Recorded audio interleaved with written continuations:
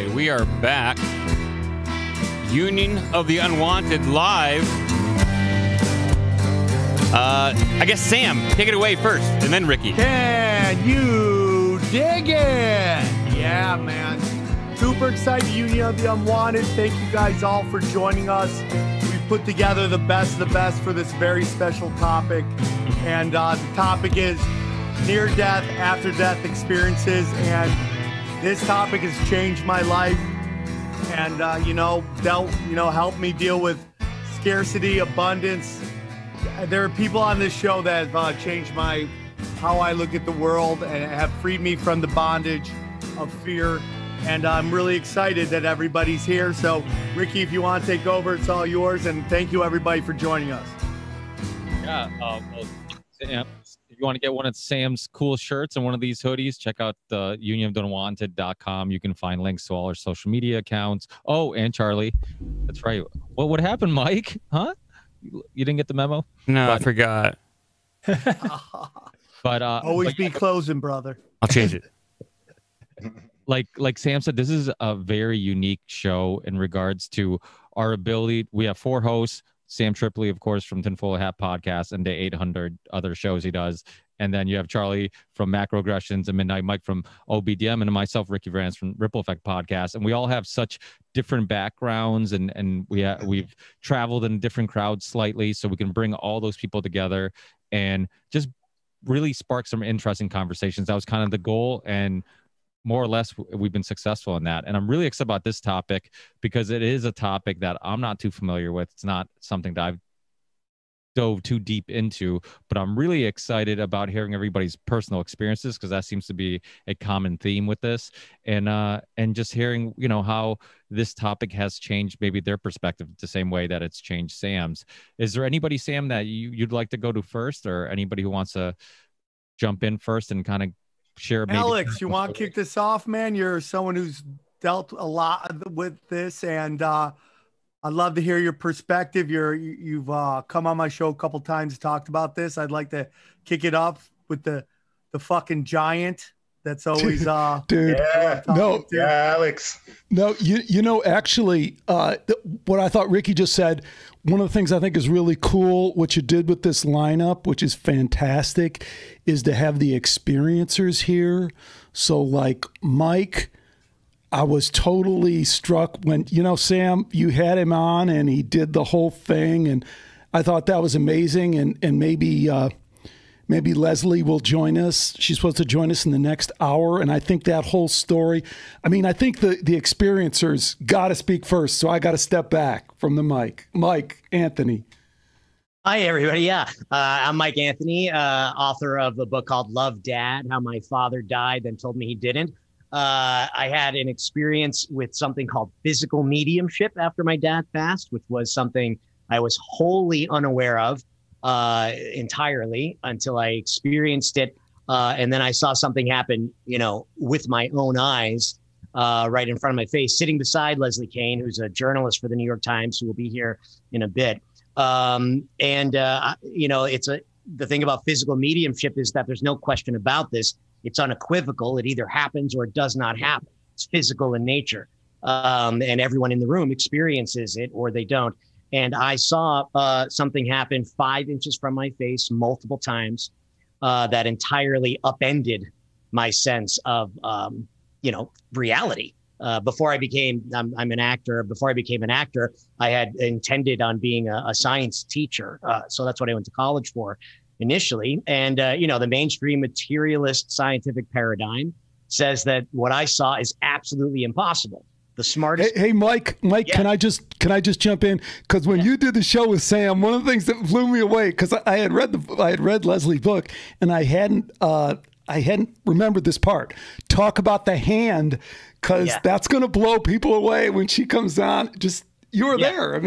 This is like a whole thing that happened in my life. Like, I spend half of my time like whispering now when I talk, because I'm like afraid people are going to think I'm absolutely insane. But Leslie, in her book, a book called Surviving Death, which there's a Netflix series that's based on her book, she talks about witnessing a hand materialize out of a substance called ectoplasm, which I was sure was invented by Harold Ramis and Ghostbusters. And I was shocked when I saw that word in a book by an author of such, journalistic prestige. And she talks about seeing this hand materialize out of like this misty substance that was solid and that she could shake and feel the bones of, and then letting go of that hand and watching it dissolve again into nothing. And that sounded absolutely insane.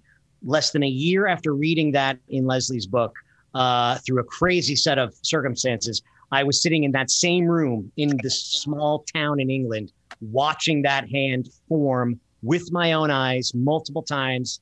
And all I can say is that it happens. It happens.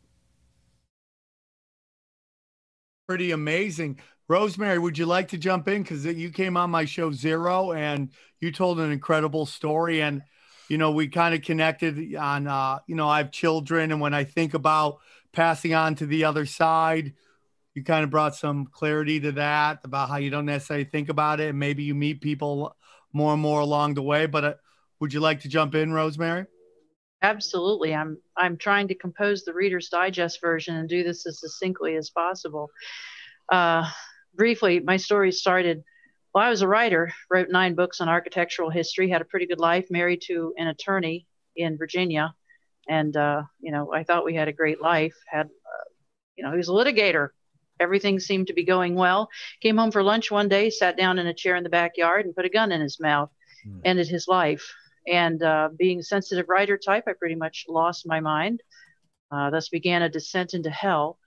At about 29 months out, I was diagnosed with cancer, which I had been praying every night that God would let me die in my sleep. And when the cancer diagnosis emerged, I kind of had a talk with God and said, listen, I was pretty clear on this, in my sleep, not a long and protracted illness. And I was pretty horrified that, I had been dealing with suicidal urges. That's one of the big problems of suicide. It's when the smartest man you've ever met, the smartest person you've ever known, decides that this is a good solution. It really opens the door for all manner of issues.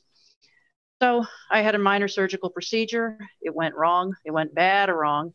And it took about 8 hours. And I went home and ended up going back to the hospital via an ambulance. But at the ER I was taken to after the hospital procedure, I bled to death and died.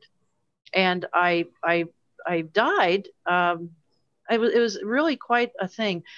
At the moment of my death, I was actually unconscious. They had given me Dilaudid, not to mention I had lost consciousness from bleeding so much. And I popped out of my body like toast out of a toaster. It was very dramatic. If I had to describe it, I would call it as being catapulted out of my body. And there were so many remarkable elements to this, but I know we have a lot of people that want to talk, so I'll try to be succinct. But one of the most remarkable elements is as I was floating through this blackness, my first thought was, my heart has stopped. And I thought, how do I know that? I thought, I don't know, but I know that's right. And then moving through this experience, again, floating further and further away from my body in this beautiful, perfect blackness, and again, floating very peacefully, almost as soft as a breeze as soft as a feather on a summer breeze. One of my thoughts was, you're dying. And then being, the long-term editor writer, I said, actually, you're not dying, you're dead. And, it cracked me up. I thought it was pretty darn funny. And so I laughed out loud and I heard myself giggle. And I remember thinking, I don't have breath sounds. Pretty sure I don't have lungs or vocal cords or even ears. How am I producing sound and how am I hearing sound? And, being the slightly, shall we say, on the spectrum, overthinking, ruminates too much writer, I was talking out loud to myself and thinking about 1,000 things in 1,000 directions. And one of the most remarkable things, I feel like my whole life I had lived at 60 amps. And at the moment of my passing, it was like somebody had just put 100,000 amps, through the box, through my system. I suddenly could see everything in or sense everything in every direction. But that thing about thinking you're not dying, you're dead, it really did make me laugh. And I thought, boy, everything I am has gone with me. My macabre sense of humor, my odd view of the world, my intellect. I always like to think of myself as something of a smart cookie. And I felt like that had all gone with me. I recalled multiple Bible verses that had been very dear to me. And I realized it was actually in this experience, I realized every single thing I am went with me, right down to my funny little giggle and my goofball sense of humor and my intellect. And I did not have a thought of my 3 daughters as I moved further and further away from my body. And in retrospect, I don't know what to make of that. What I did remember was that I did not do this myself. It literally felt like I had been granted early release for good behavior. I had suffered the torments of the damned since my husband shot himself at our home. And, you know, something a lot of people don't realize, suicide is a death like none other. And the police don't clean up that stuff. You're on your own. So for a sensitive writer type, it was beyond what words could say. I'd suffered with nonstop nightmares, et cetera, et cetera.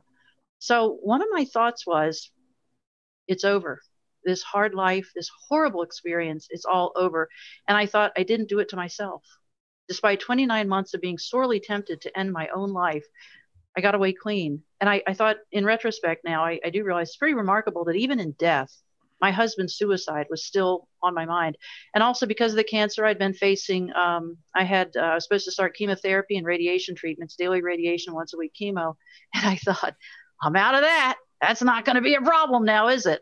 So it was pretty remarkable to me how much I remembered. And the story, you know, goes on and on. But ultimately, I was taken to a white room. I was told I was there for healing. And I was told, as this went on and on, I was told it might be better to go back. And I said, oh, no, you don't. I'm not doing that. I remember what's back there. A disease process, suffering, wanting to die. I was just so grateful. And ultimately, I was shown a vision of somebody who would be very sad if I crossed over. So I did agree to come back. But I was told if I agreed to return, I'd be healed. And it was understood that I would be healed of all of it. The cancer, and mainly the bigger thing, and some people don't understand this, but the bigger thing was being healed of the grief occasioned by my husband's suicide. I mean, he and I had a pretty good life, as I said in the beginning, and I ended up about as far down as a person can go. For a brief period, I was actually living out of my car because I was in such a bad mental state. So I came back from this, ended up in the hospital for several days, because it turns out when you bleed to death at age 59, it's kind of a big deal. And yet when I did return, to the doctor's astonishment, even though I had actually technically died of a heart attack, which was evidenced by blood tests showing elevated enzymes, there was no damage to my heart. There was no damage to any part of my body. My perfect health returned in about 14 days, which nobody could believe. And then subsequently, tests affirmed that every vestige of cancer was gone. We're talking stage 2 cancer, and it was absolutely gone when I came back. And that's a very dramatic healing, of course, but it really, what happened was my soul was restored. I was healed from the inside out. And after this, I sold every single thing I owned. I mean, I sold everything in my house down to lawn furniture and lamps. I sold my lovely car with a white leather interior and the V6 engine with 301 horses, not that I'm counting. I sold my home, sold in 2 hours. And I literally, a couple of my friends called and said, you getting ready to off yourself? You sold everything now. But I literally sold everything I owned to move 1,000 miles to the Midwest to start a new life. So I had a neurologist meet with me, I guess a few months ago. And she said, the most remarkable part of your story is not the healing. It's not the restoration. It's not turning your life around. The fact that you made all these changes. The human mind is not inclined to completely rewire and reset everything. And she said, the fact that you did this so dramatically, she says, that tells me more than any other aspect that this was a profound experience. That's amazing. Incredible. That's amazing. Dr. Mary Helen, would you like to jump in? Because your story about the land beyond the river is something I quote a lot about, you know, when dealing with in the conspiracy community. There's a lot of discussion about sins and all this stuff. And I always say that God doesn't care, you know, in the land beyond the river. I say that a lot to people, and that had a profound effect on me. And if you want to tell them a little bit about your story. Oh, you're muted. You're muted. You're muted. Yeah, there you go. There you go, man. It's one of the side effects of being dead. No. So, long story short, I was in an accident in 1991 in Charleston, South Carolina. I got hit 75 miles an hour, broke my neck, died, had an extraordinary near-death experience. And without getting into all the ins and outs of it, because it was so detailed, that was the big thing about it. It wasn't just coming back with a feeling of love and light and, you know, walking into the light, Carol Ann. And it was extraordinarily detailed, and details that I would come back and use in my new life. because there was an extreme change, having coming out of 4 years of college as a graphic artist and then suddenly being pushed into school to go become a doctor. I came back with all of this.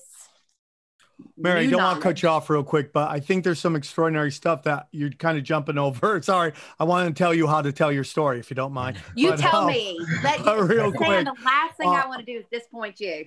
No. But it's like the death is really, your death and what you went through in that moment was really extraordinary. And I think it's very important to your story that people hear, just like, Rosemary in the hospital. I think it's very important people hear about how you died and what you went through, because this is a big part of the story. And then also what involves your father. So I was jumping into the Land Beyond the River. Okay. Yeah. All right. So you want the skinny? Here's the skinny. I'm sitting at a traffic light and my light turns green and I'm going across a major highway. And as I get to that last lane of traffic, I look left and there's a car barreling towards me. And I realize in that moment, this car is not going to stop and I'm dead. And it was at that point that everything just slowed down to a snail's pace. And what was so fascinating was, I was a preacher's daughter from the South and grew up in the church, and everything that I had been told would happen in that moment of death did not happen. It was so small compared to what actually did happen, because in that moment, I was in complete control of my experience. I was able to decide, okay, kid, do you want to stay in the body and experience the impact? Is there something I need from that experience? Or do I feel like I've done this enough times where I can go out of the body and observe my own death? So in that moment, I decided I was going to go out. So guys, I'm out of my body before my body is dead. And I get to witness my own death. So in that snail's pace, there is this extraordinary tone of vibration, of frequency that elevates me, the essence of who I and what I really am, out of my body. And I am looking down at my own body still in that car, and everything speeds up. And a 90-year-old man runs through a red light and T-bones me at 75 miles an hour. I watch the car get hit, fold in half. I watch my head go through the window, come back in, spin around. There's blood and there's glass, and I'm hanging there. And I am literally watching this happen with the detached interest that I always describe of peeling off dirty clothes after a day out in the yard, hot and sweaty, and throwing them next to the washing machine and having a really awesome shower where you're washing off all the muck and the grime. And the last thing you're thinking about is your dirty clothes. The last thing I'm thinking about in that moment was the body that I've just left behind. And as I move from that space, that sound, that frequency, that vibration starts speeding up.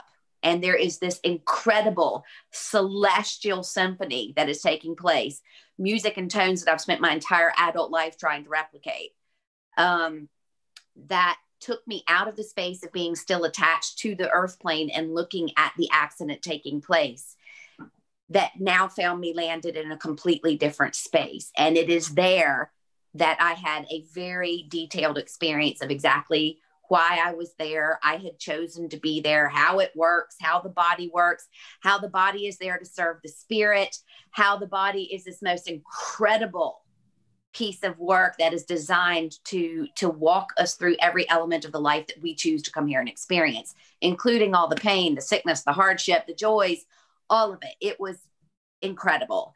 But what was also amazing was the fact that I was met in that space by two beings. And were they angels? Nope, no wings, nothing like I'd been taught about, as a kid growing up in Sunday school. As a matter of fact, none of this was like anything I had been taught to believe when growing up. It was so much more expansive than that.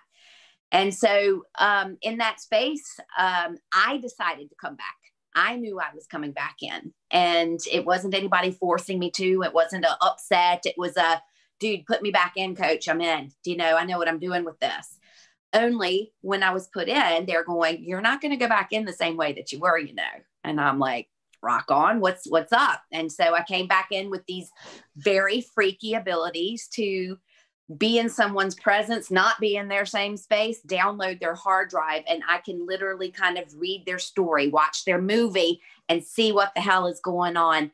And it is so awesome and so incredible. And I am so grateful to be able to do that. And what I do now is I work with sound and frequency in order to teach other people how to do it for themselves. So it's like, hey, guess what? You don't have to die.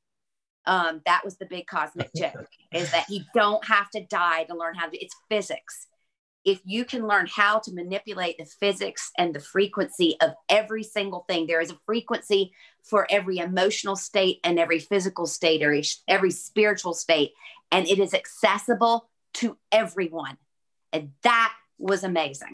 That's what I loved. And real quick, the thing that really stuck with me when I interviewed you was the passing of your father. Yeah. And to me, and you know, I've talked to so many people who have near-death experiences, and what I love about it is it seems like each one is unique to these people, and that's what gives me hope. It's like we're such, even though we're all one part of the universe, we all have very unique experiences when we die.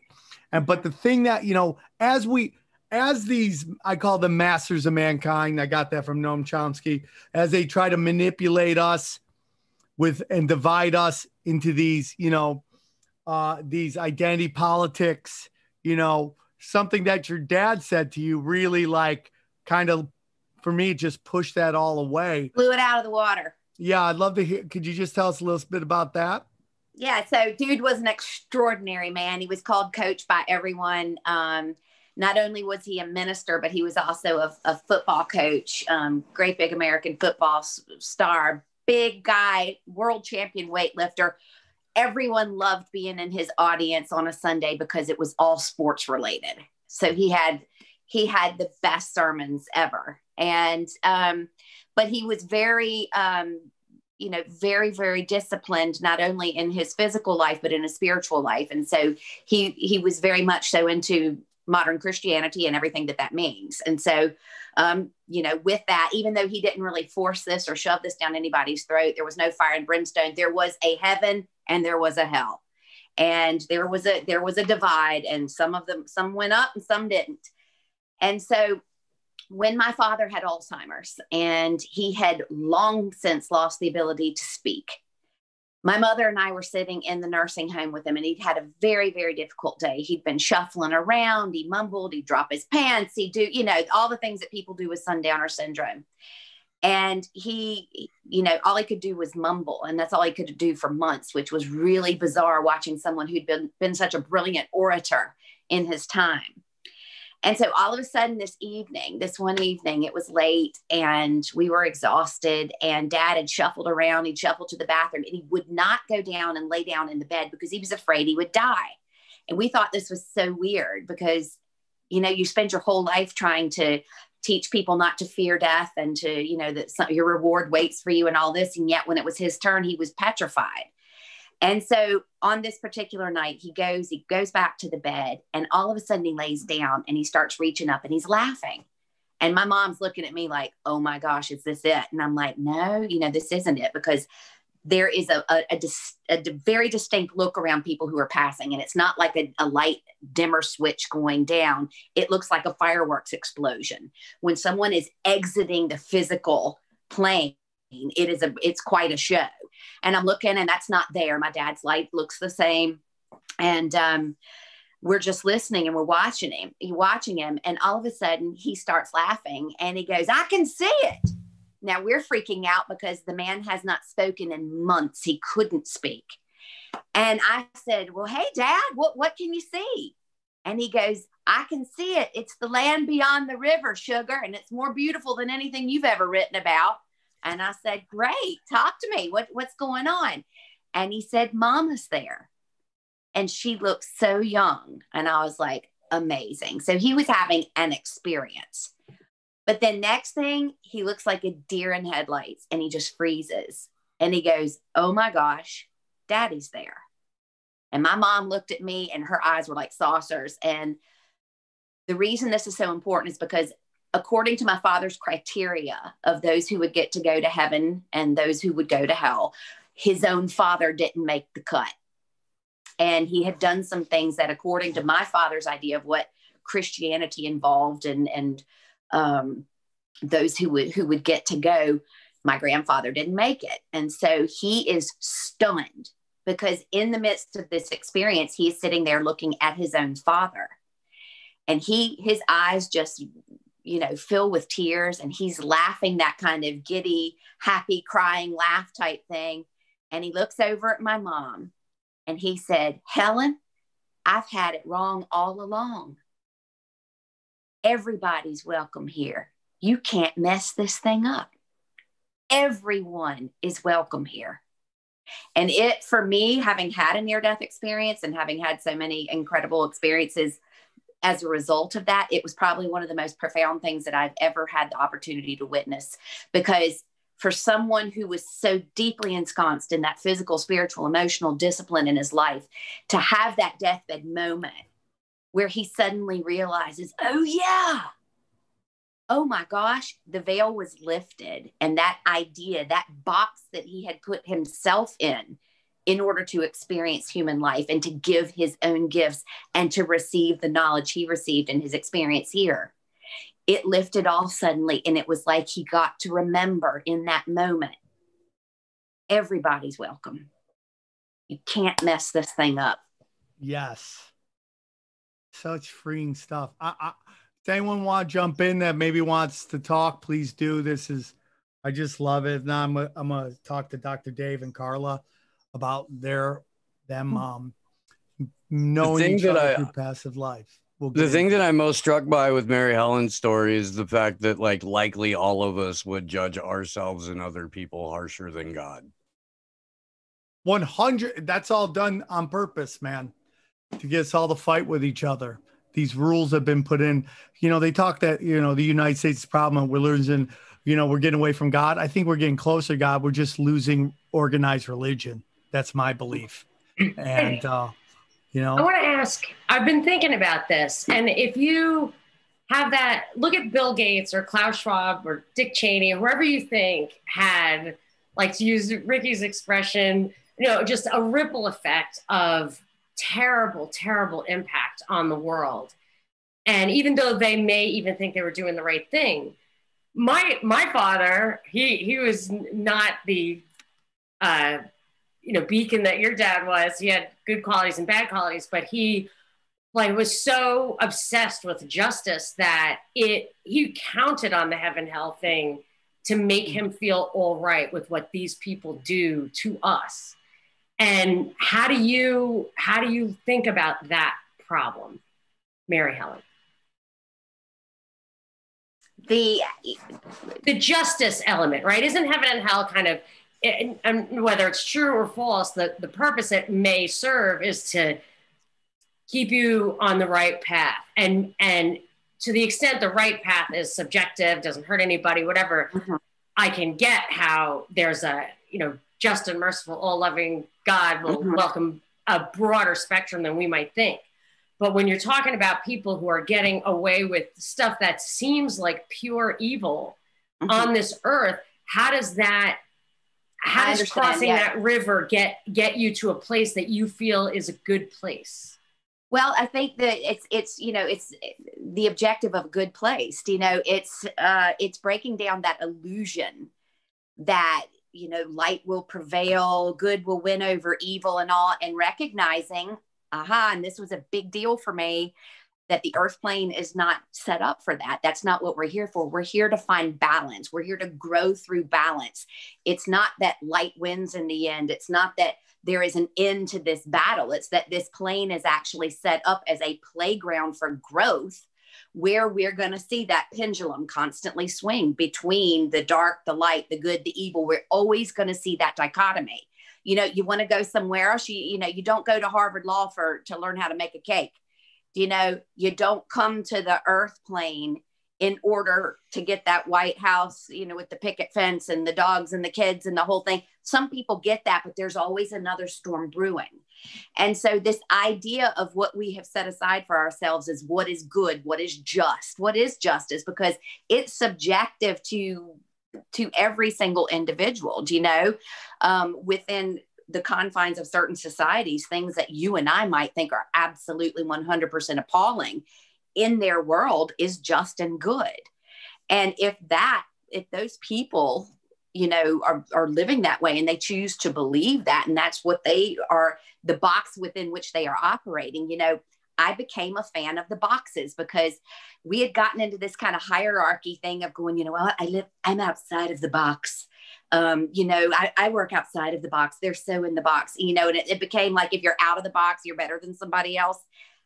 When actually the boxes are there to serve us. When you're in that box of Christianity, or when you're in that box of, you know, the politics of being, you know, a Republican, a Democrat, or this or that, or whatever, you know, that particular box is, that box is there for your own growth. And you leave the box when you're ready to leave the box, not because the box is a bad thing, but because you no longer need that box. Does that make that box bad?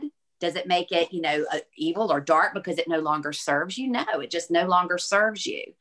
And so I think, you know, as we strive towards what's just and what's right, it's like when we're talking about a nickel or $1,000,000 and someone steals a nickel or someone steals $1,000,000, which one of them goes to heaven and which one goes to hell? Well, is it not in the intent and not the amount? Do you know? So I think we have to always be very cognizant of the fact that, you know, each and every person is going to have their idea of what is good, what is just, what is right. And you know what? I looked at my dad's experience and I went, oh my God, thank God that's how it worked. That we're all so dim that, and in that final moment, God, hey, y'all get to come back home again. You know, you're running around acting like a bunch of assholes, but guess what? We love you. Come on home. Do you know? Yeah. That to me is liberating. I think it is too. And Rosemary, we'll let you comment. I know you want to add on to some stuff, but for me, the most black belt of discussions in the conspiracy spiritual world is when bad things happen to good people, is that somewhat on their path? And it's so emotionally charged. You can't have this conversation with everybody. You have to have these conversations on shows like this because people, but my blah, blah, blah, blah, blah, blah. They were not saying that, man. I'm not saying who's it at all. defining who's good? Well, you know, in terms of like, let's say you love your mother or your kid or whatever that may be. You know, these people, your grandma's the greatest person ever and something bad happened to her and you want to understand, or when they say, when, you know, if there's a God, why do children get cancer? I'm not saying that anyone deserves anything. That's not what I'm saying. But sometimes there's some paths that people come to live here that involve some of the endings that some of us don't like. Absolutely. Right? Rosemary, did you want to say something? I did. Briefly, Mary Helen mentioned that Earth could be but a playground where we learn life lessons and spiritual growth, and that's why we're here. And speaking as somebody who's a suicide survivor, as we're known, somebody who survived the suicide of a very close loved one, I think that's a little hypothetical and I think very dangerous. I'm in a suicide widows group on Facebook, which there are 1,400 women in that group of all ages and a wide variety of circumstances, and the suffering that we've been through cannot be described. And a number of the women in that group, these men that ended their lives, first either tried to kill the wife, or maybe they shot a child. Sometimes they shot a couple kids. So to call it a playground, I just think we have to be very careful with such language, because the suffering that suicide survivors endure, it's beyond what one can imagine. And I know the concept of soul contracts, that we come here understanding that we're going to go through some hard times and we agree to it beforehand. I cannot get behind that. I think, you know, I do believe in free will. I believe that lots of things can happen, lots of twists and turns. I know that to me, it feels like I'd have to be something of a masochist to inflict this on myself. I mean, for 29 months, it very nearly killed me. It very, very nearly destroyed so many other people too, my children.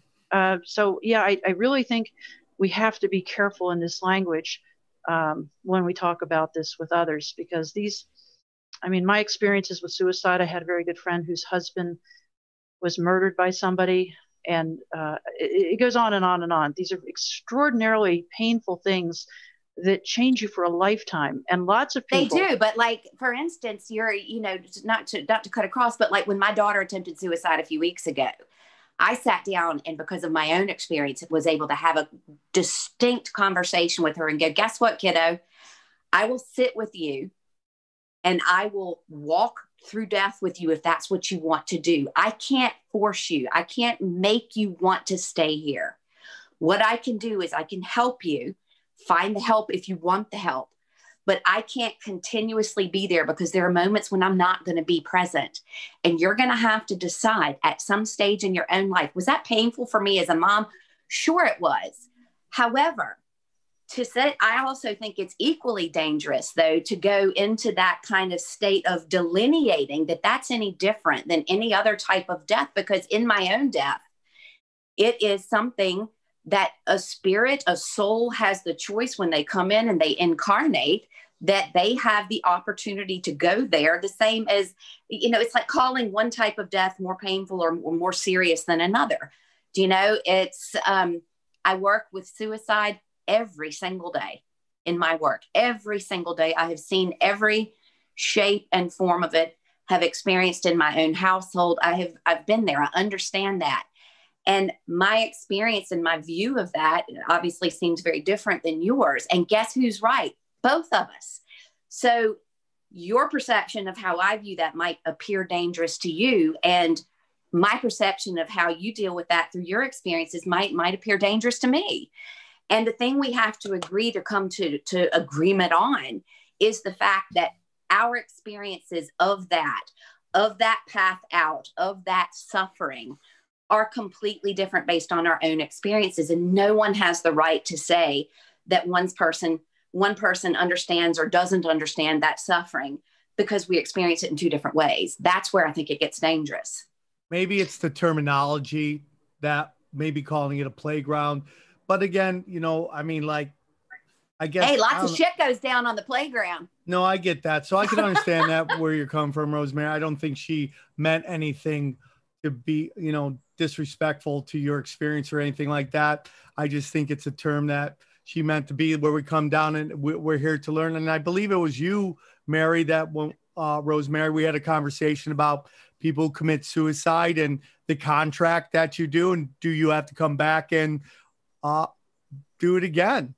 And that to me is about a learning experience, because I've had a couple of my friends lately have said goodbye, and it's very, very tough to deal with. And, we make a contract and whatever happens. And, I believe in free will, but I also believe that we're here to learn something. I've had people come on here and say it, but again, I just want to make sure that we're all saying along the line, same things. The little details could be different, but I do believe we all have a similar belief. Is there anybody who would like to jump in?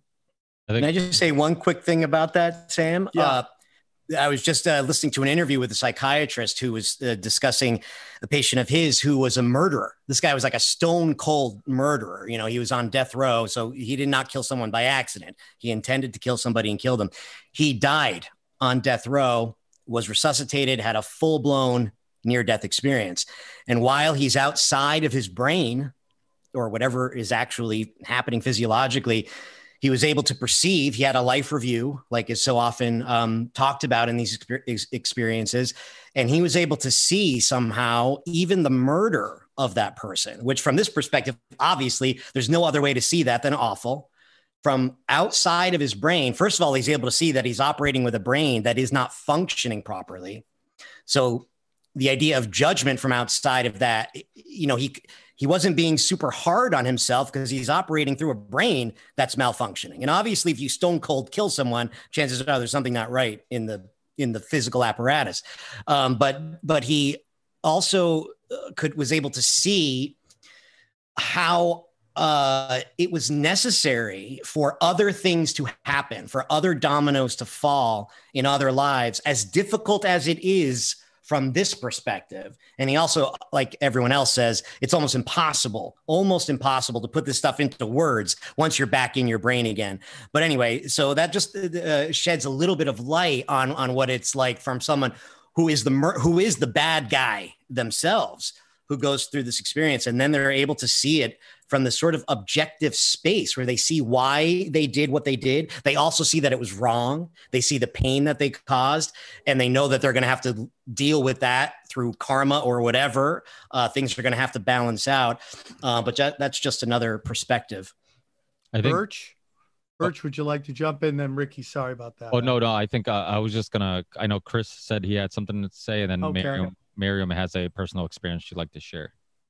Well, let's go after that. Mary can jump in after Birch real quick.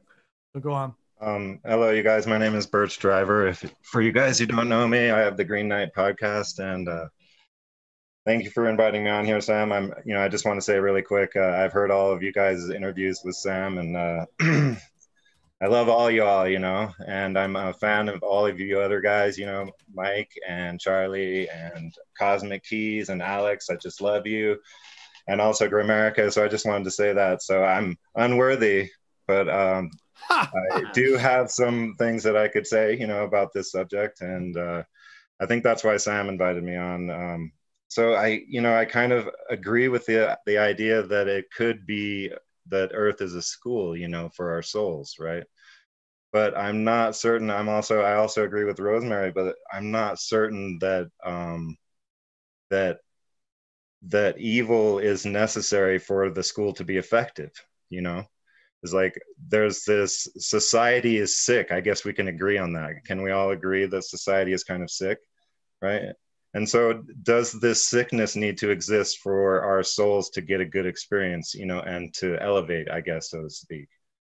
Yeah. And do you guys hear what I'm saying on this one? Does anyone? Are you saying, does conflict need to exist for a person to grow? Well, not necessarily conflict, because contrast is part, right? This is part of nature, right? But does this kind of mechanical advantage that some people kind of use on other people, the human use of other people, right? Is that really necessary, right? Is that really necessary? And when you talk about these near-death experiences, and it's like when you come back from those, I haven't really had one, I don't think. I guess I could tell the story, but when you come back, you are a different person, and you change the way you interact with everyone. You realize who you are, right? And you're not your body, right? You're not your body, right? And so I think what we're getting at here is like, if we really understand who we are, is all of that jockeying for position that happens in society really necessary to have an elevating experience for our souls? Very interesting. Forbidden knowledge news. Would you like to go? I agree with that, Birch. I do think there is some suffering to this realm that we're in, and that we learn from it. And that's why we're here. Now, it is of my belief that's what political correctness is a bunch of people without suffering trying to find some suffering so they can, so they can live through somebody else's oppression. We see it all the time. How many people's pain and suffering in their life is coming through their television set and their computer monitor. It happens to me all the time. I do shows. People get offended on other people's behalfs that aren't even there. And it's like, I just think this realm where we're here to learn a different part of the universe. So, I totally agree with what you're saying there. Forbidden knowledge. Yeah, I just have a question for some of the experiencers, and anyone can really field this. It's about reincarnation. Now, do you think we're really being reincarnated, or rather accessing like a form of collective consciousness after death? We have this access to everything and everyone through our consciousness, I believe. And, are these reincarnation experiences, people who are being regressed, is this really reincarnation or accessing some kind of collective consciousness? What are your thoughts on that? Dr. Dave is really good at that. Him and his wife have both written books on it and experienced it. And I would love to have them come on and talk about it. Oh, you guys are mute. Yep. Are we still muted? Yeah, you're good. You're good. You're good. Okay. First, can we just say, Rosemary, we're sorry for your pain. It's difficult. There'll be a lesson in there. And Mary Helen, I love you. You're very real, and you're practical. And through our experience, I've become very much the same way as you. It's easy to become that when you understand it. And it's really fascinating listening to all of you. There's our experience is a little different. Our experience has to do with reincarnation. So it's interesting that Chris just asked that. Our experience started 6 or 7 years ago when we started to meditate, and we actually had a spontaneous past life memory. I'm a physician, and I didn't really believe in reincarnation. I was raised Catholic. Carla was raised Catholic. And while meditating, I had an experience of seeing Carla standing across an alley from me. I saw 2 large flashes. A gun went off. I felt the bullet penetrate my chest. It threw me back, and I was bleeding. We kept meditating because this experience was very strange to have a dream or memory while meditating. Later, I found that I met this woman that I saw in the alley in 1925 before I was born. And then I found out because I met her and we went for a walk, and she told me her name was Ruby Donaldson, and she was from Bullock, Georgia, and her parents' names were Anna and James, and she worked for a man named Angelo, who we later found out was Angelo Genna, which was a mobster in Chicago before Al Capone. And Carla, because she's a curious woman, went out and looked and found Ruby's birth certificate, found Angelo's wedding announcement where I met her at that wedding. And we started to run with it and started to continue to meditate. And we found 29 past lives together. What's interesting in this discussion is that we've had this memory that we were able to verify.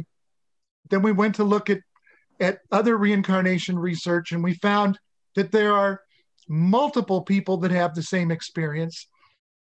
We found a lot of research based on reincarnation where they showed a lot of children who had spontaneous past life memories. We went on and did past life regression training and have regressed people back to their past lives. And we've experienced many things. And part of the lessons that we learned had to do with karma.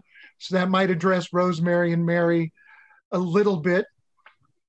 But what we learned was there is a part of our essence, the soul, your consciousness, if you want to call it that, that continues both before your life now and after your life when you die. And we found that there's a lot of things with near-death experiences and past life regression that are very consistent.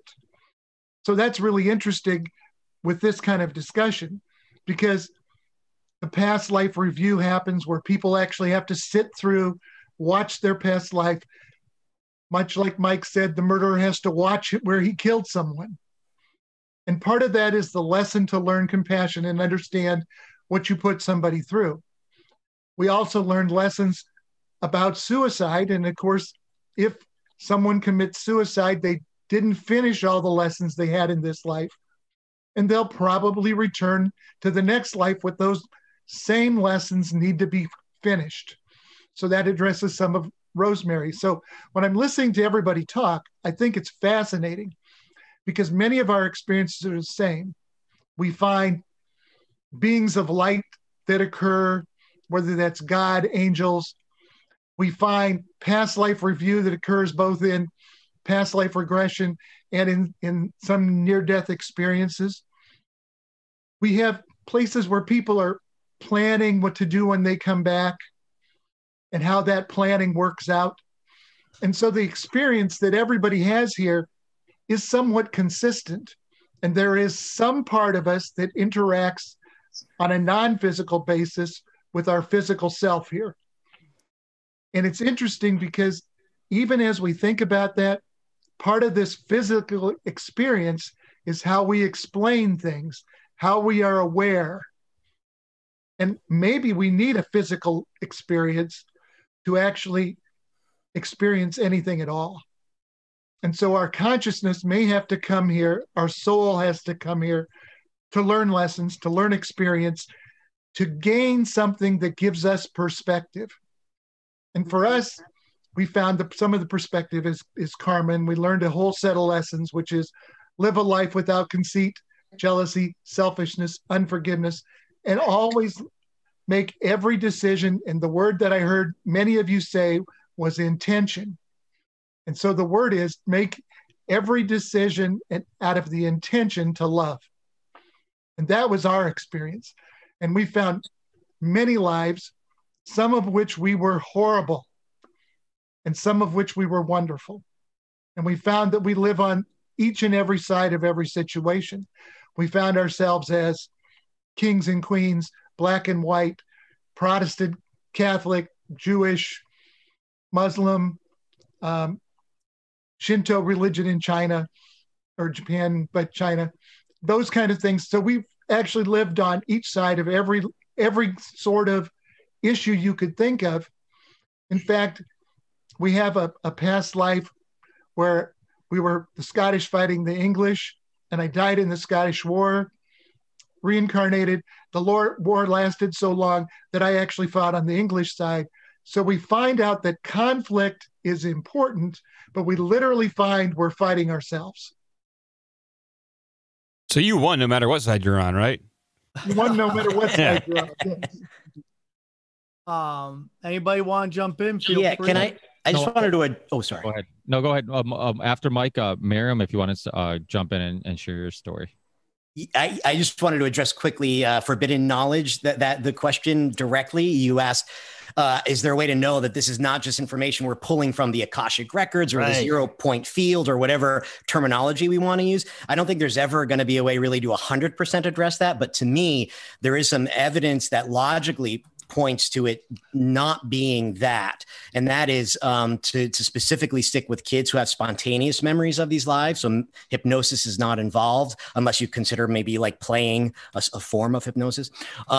These children, 99.9% of them, and we now have thousands of verified cases, thousands at the University of Virginia, verified meaning that the kids have given enough evidence, enough details to figure out who the previous personality was. And sure enough, those details match up. And there's just no way the child could know that. In 99.999% of those cases, the child remembers one specific life. In a couple of rare cases, they seem to have memories from more than one life, but the 99% is one life. So if we were pulling this from the 0 point field, the Akashic record, whatever, and let's say some brains have some sort of a mutation that allows them to do this, to pick up on the field.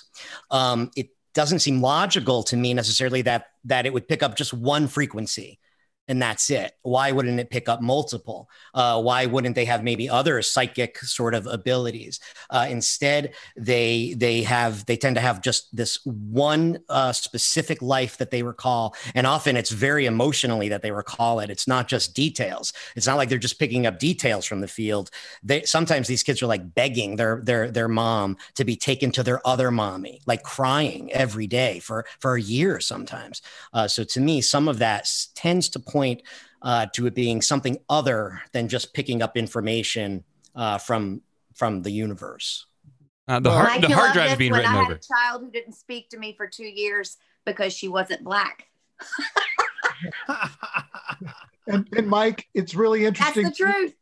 The research at the University of Virginia, it includes things like they take the child to their past life and they walk in and they literally address a woman and say, I recognized you. You were my wife, Helen.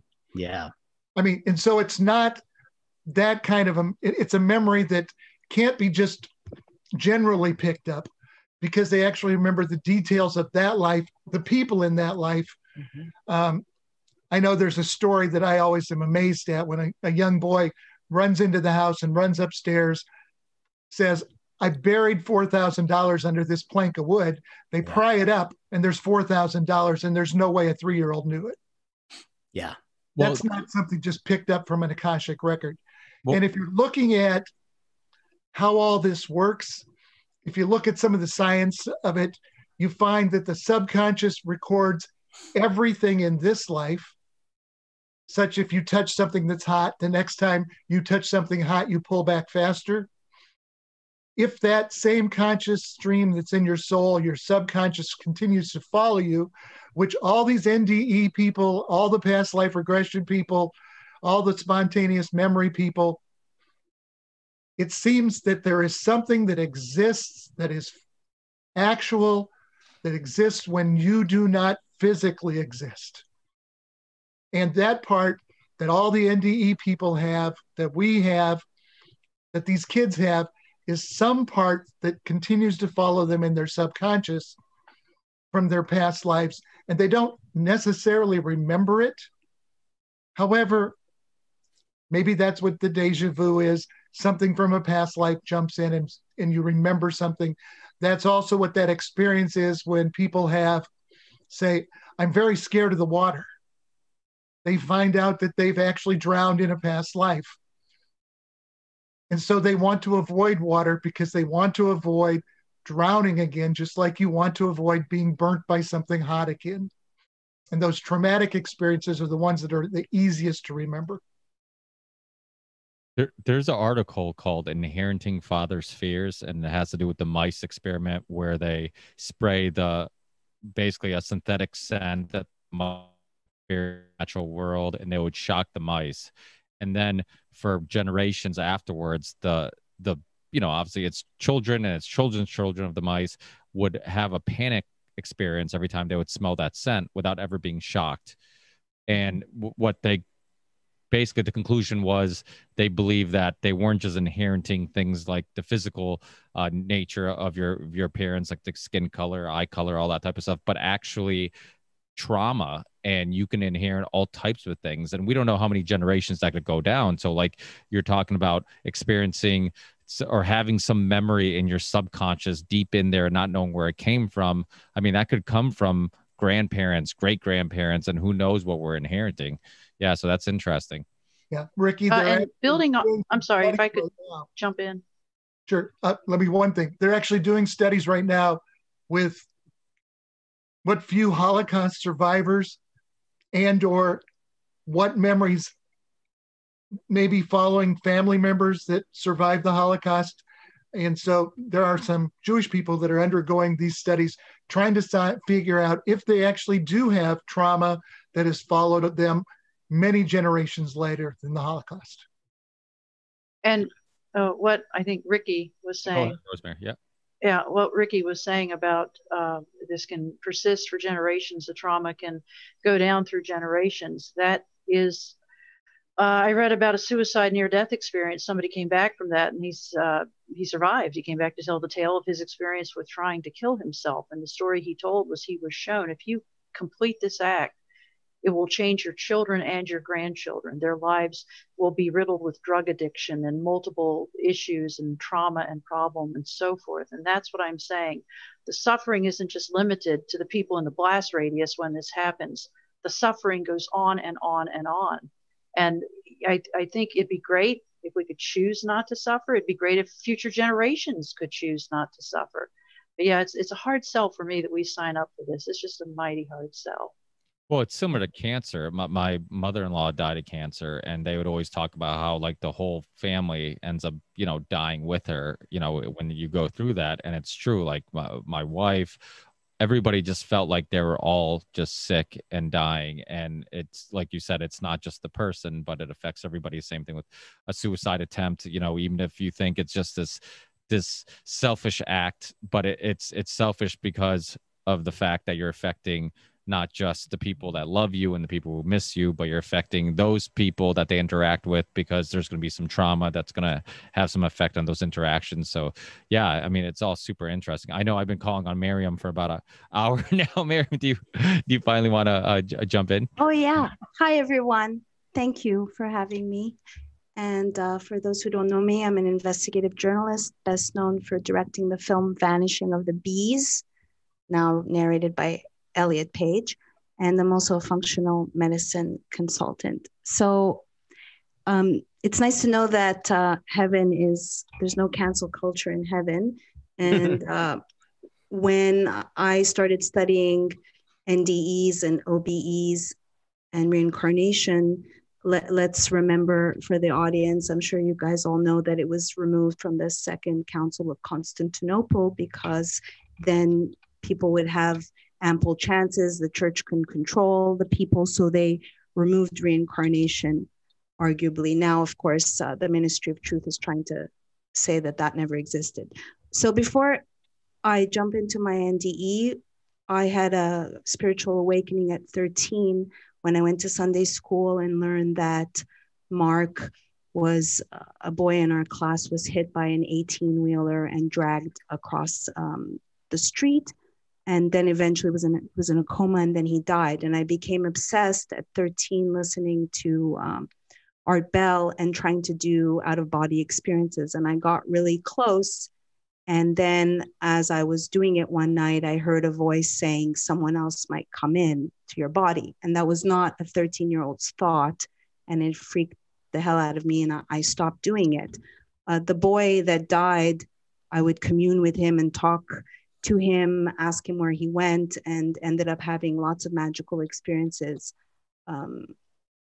Starting with being in Cuba many years, and had just prayed and asked where he was. And there were two people on the beach, two girls, and they asked me my ethnicity, and they asked me if I was Indian. I said, I'm Egyptian. And this is in Cuba. She's like, oh, I used to know a boy, an Egyptian boy, but he was hit by a truck.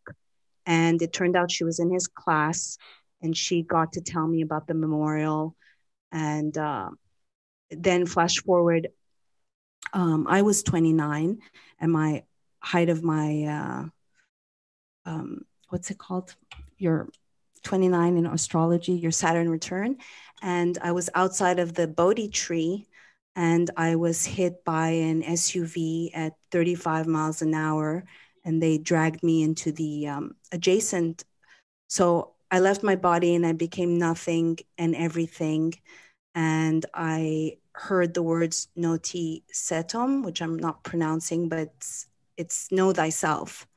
And came back into my body and made sure not to lose consciousness because I wanted to report on what was happening. And flash forward, I spent a week in the hospital. I broke many bones. I had outfitted with a metal rod, 13-inch metal rod. And when I left the hospital, everything seemed really crisp, and I heightened my intuitive skills. We all have intuitive skills, but I went to the California School of Psychic Medicine and learned how to ground. Lights would go off, and it's only amped up my psychic skills, which is not easy to share but I have visionary skills. And then I went on to make Vanishing of the Bees because I was kind of floating aimlessly and asked, please let me be in service and let me do something with my life that's bigger than me. And the bees flew into my life, and I made Vanishing of the Bees. And then I was a digital nomad, and I was going to Greece. And flash forward, I'm in Delphi where the bee goddesses were. And I saw on one of the artifices, it said Nothi Setom, which is know thyself. And I really believe that I'm here to just practice mindfulness. And I think that's what's missing, self-awareness, to be like, I just acted like a dickhead, I'm sorry, and put our ego aside and really gain some self-awareness as opposed to blaming. And that's what's missing in this spiritual warfare, just taking responsibility and realizing that conflict occurs so that we can grow. Later on, I worked with someone, and she was channeling my higher self, and we were going through, and there was someone, I looked into their eyes, they were not a good person. And I realized that I was looking at myself, and that realization of like, oh, I haven't always been a benevolent human. I've been shitty. And that's how we learn. And having visions of near-death of other lives where I've either committed suicide or had mental illness. And I just believe that we sign up for certain lessons. And it was very clear to me, do you want to learn your lessons now? Do you want to keep coming back? And that's why I want to make the most out of my life. And there's so much more than we can touch and see. So yeah, thank you for sharing. I'm just going to see if I missed, I put some notes. Oh, when I got hit of the now defunct Bodhi tree, when I was 13 and Mark died, I was reading out on a limb, and the Bodhi tree became a refuge. I would go to that bookstore. So it was ironic that I was outside of the Bodhi tree. And I was also reading the book that maybe Dave might know, and his wife, or Mike, Old Souls.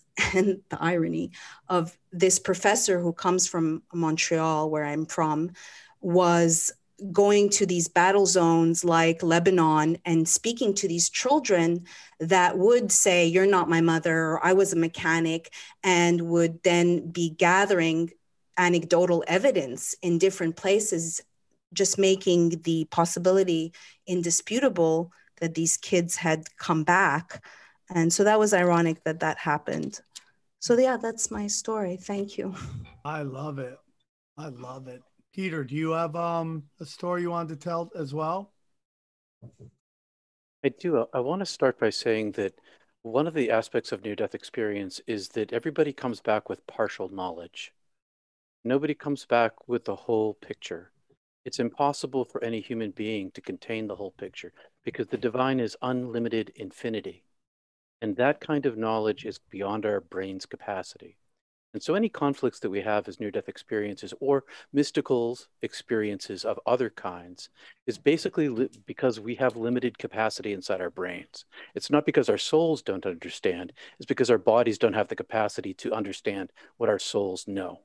And I say this because when I was 21, this is 1980, I went ice climbing in Canada in Banff Provincial Park, and I froze to death. I made a mistake, and the mistake cascaded through the night. It was March, and I went through increasing frostbite in frozen parts of my body and hypothermia advancing. And sometime before dawn, I realized that I was not going to survive. I had a climbing partner, and he was in the same situation I was.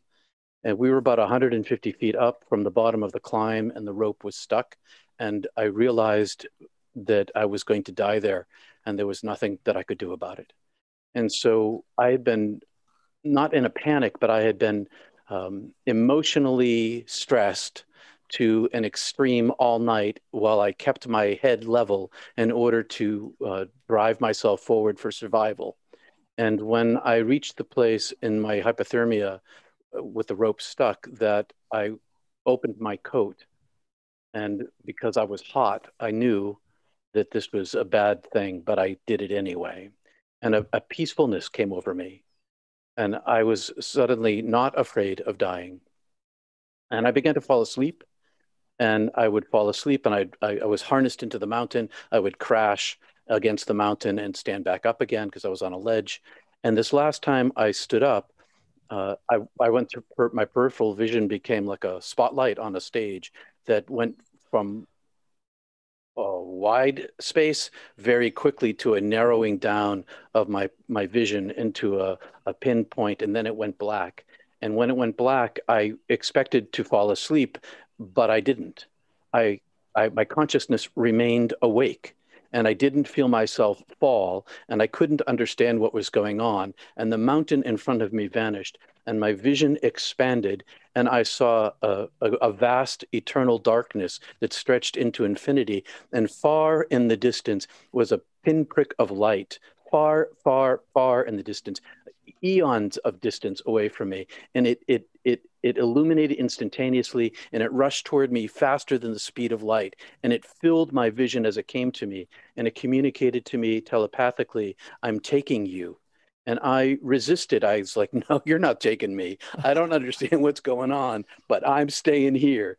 And I put all my willpower up as a blockade against it, all the will that I had driven for the last, well, for 24 hours of trying to survive. I took that strength of will, and it was as if it was a thin piece of glass, and it just shattered, and this entity reached through into me and took me. And instantaneously, I was content, and I was enveloped, and I was carried, and it was speaking. It was I call it my angel of death, but it had no wings. It was intellect. It was intellect and strength and power, and it enveloped me and it carried me inside, and I was relaxed, and I was carried up the tunnel, which was paradoxically the width of the universe and narrow at the same time, and I was popped out inside a nothingness. And the nothingness everything I say is paradoxical, and everything I say is metaphor, because there's no language for this. And well, there's a language for it. The language is metaphor, and it's been used by mystics across the world in every culture for as long as human beings have been writing these things down. And so I use metaphor. And I was in a nothingness, and I was nothing. But the nothingness I was in was a vast fullness of presence. And I was an orb of consciousness that was 10,000 times bigger than my body. And I had no brain. And so I thought faster. And my thinking was my seeing, was my smelling, was my hearing, was myself. I was no differentiation in myself. I was one entity. And I remembered, this is who I am. This is what I am. This has always been what I am. I had forgotten myself.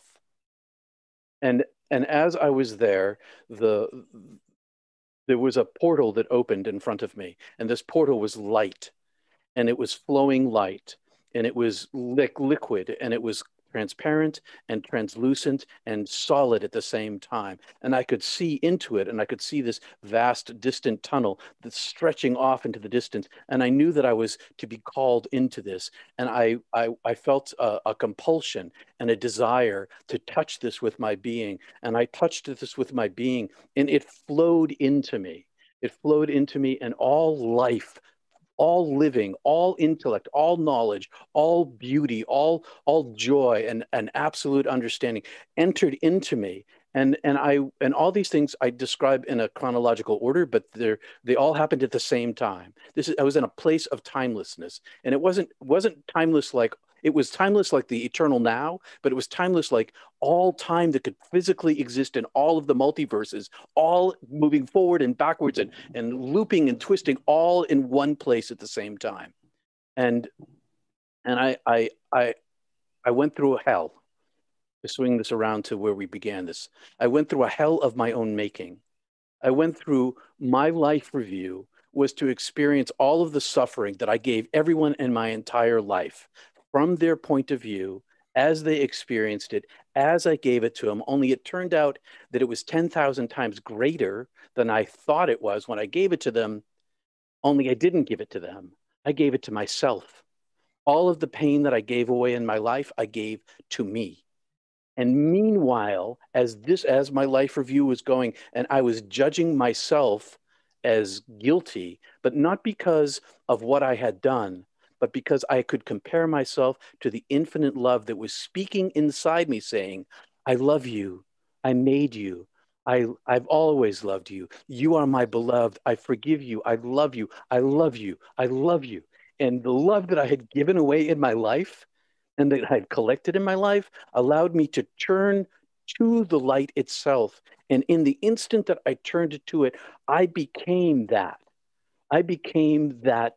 I wasn't the fullness of infinity, because infinity was beyond me, but I was infilled with love and beauty and understanding and joy. And I heard my name called, only it wasn't Peter, it's the name of my soul, the created, unspoken essence of my being from the very moment of my creation. And I saw my creation, and I was like a singular photon, superpositioned. I was part of the great collection of all the photons. If you imagine all of the stars and all of the universe collapsed into a single black hole, but they're not a black hole, it's a white hole. And out of this emanates all light And I was a particle of this light, and I could see the long tail, the everlasting, eternal long tail of my soul, myself, that was eons in age. And I could see other lives that I had lived but I couldn't tell whether they were in a sequence because I was in timelessness or whether they happened simultaneously. And now I can't see what they are, but I could see them then. And I understood that I was created and that I was in the presence of Creator and that I did not make myself. And I was in the state of union that was adoration and bliss and wholeness and healing and wellness and joy and understanding and intellect and knowledge and anything I wanted to know, everything I wanted to know. I wanted to know everything about the universe. I knew in an instant. I knew all of it downloaded into me. I understood cosmology and molecular science. I understood physics. I understood biology. I understood everything. And then I said, am I dead? And the voice said to me, I knew, okay, I need to explain this. I could see into infinity, but I could not see infinity. Infinity was beyond my sight, but my sight was as if it went that far, but infinity was too far away. But the heaven that I was in was the divine.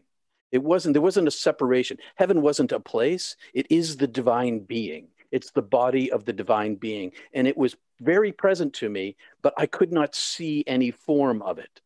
But it spoke inside me. I heard the voice outside me. I heard the voice inside me without language, direct communication, no concepts, just knowledge. Boom. And the voice said, yes, you're dead. And I said, well, I can't die now. Voice said, why? I said, because my mom's suffering because my sister had run away when I was a kid. It was like suffering a death, but there was no body. And so my mom had a long extended breakdown, which I witnessed as a kid, which is why I was not in Boston. I was out in Montana, going to school to get away from the pain. And in the instant I said that, I was swept to the edge of the universe where our universe is created and the divine presence is. So there's this like area of in between, and I could see all of Earth all at once. Every single human being, 7 billion people, each not like one at a time, but I could see them all simultaneously doing everything that they were doing, sex and war and eating and sleeping and birth and death all at once. And everything is covered by a veil. And the veil prevents them from seeing this thing that speaks to me and says, in the way that I love you now, I have always loved you. And it exploded into this expanse of eternal love that I cannot express here. It's love. It's the size of the universe times a billion. It's so much love. And it was always was, is, and shall be. I am the beloved one. And every single human being is the beloved one in the same way, particularly loved. And they can't see it on earth. And I could see my parents' faces and I could see their suffering of their life to come without me. I could see their suffering of their life to come with me. And the voice said to me, if you wait a moment, they'll be here because I'm in timelessness. Their lives will end and they'll be in the same healing of non-suffering, the forgetfulness of suffering. They will have this too. But I could see their life without me. And I said, because I knew that I was beloved, like there is no suffering there's just no suffering at all. There's only bliss. And I said, can I go back? If I go back, can I come back here so I can alleviate my parents' suffering while they live? And the voice says, I want you to stay, but you can go back. I said, well, I choose to go back. And the voice said, okay. I said, I choose to live my life. And the voice said, you won't live your life, and sent me back. And in the moment that I was sent back, in front of me appeared, and I describe it like the butt end of a cable of a suspension bridge. There's all these individual cables, but they're fiber optics.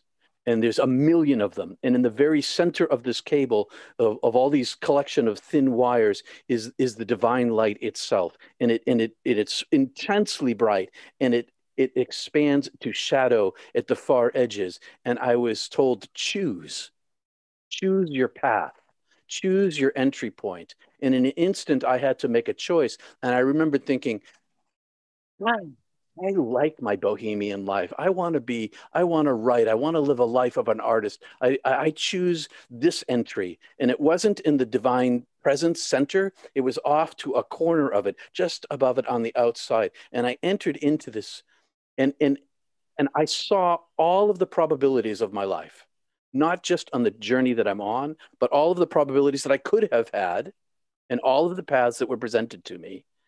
But once I entered into this particular one, I had all these choices to make.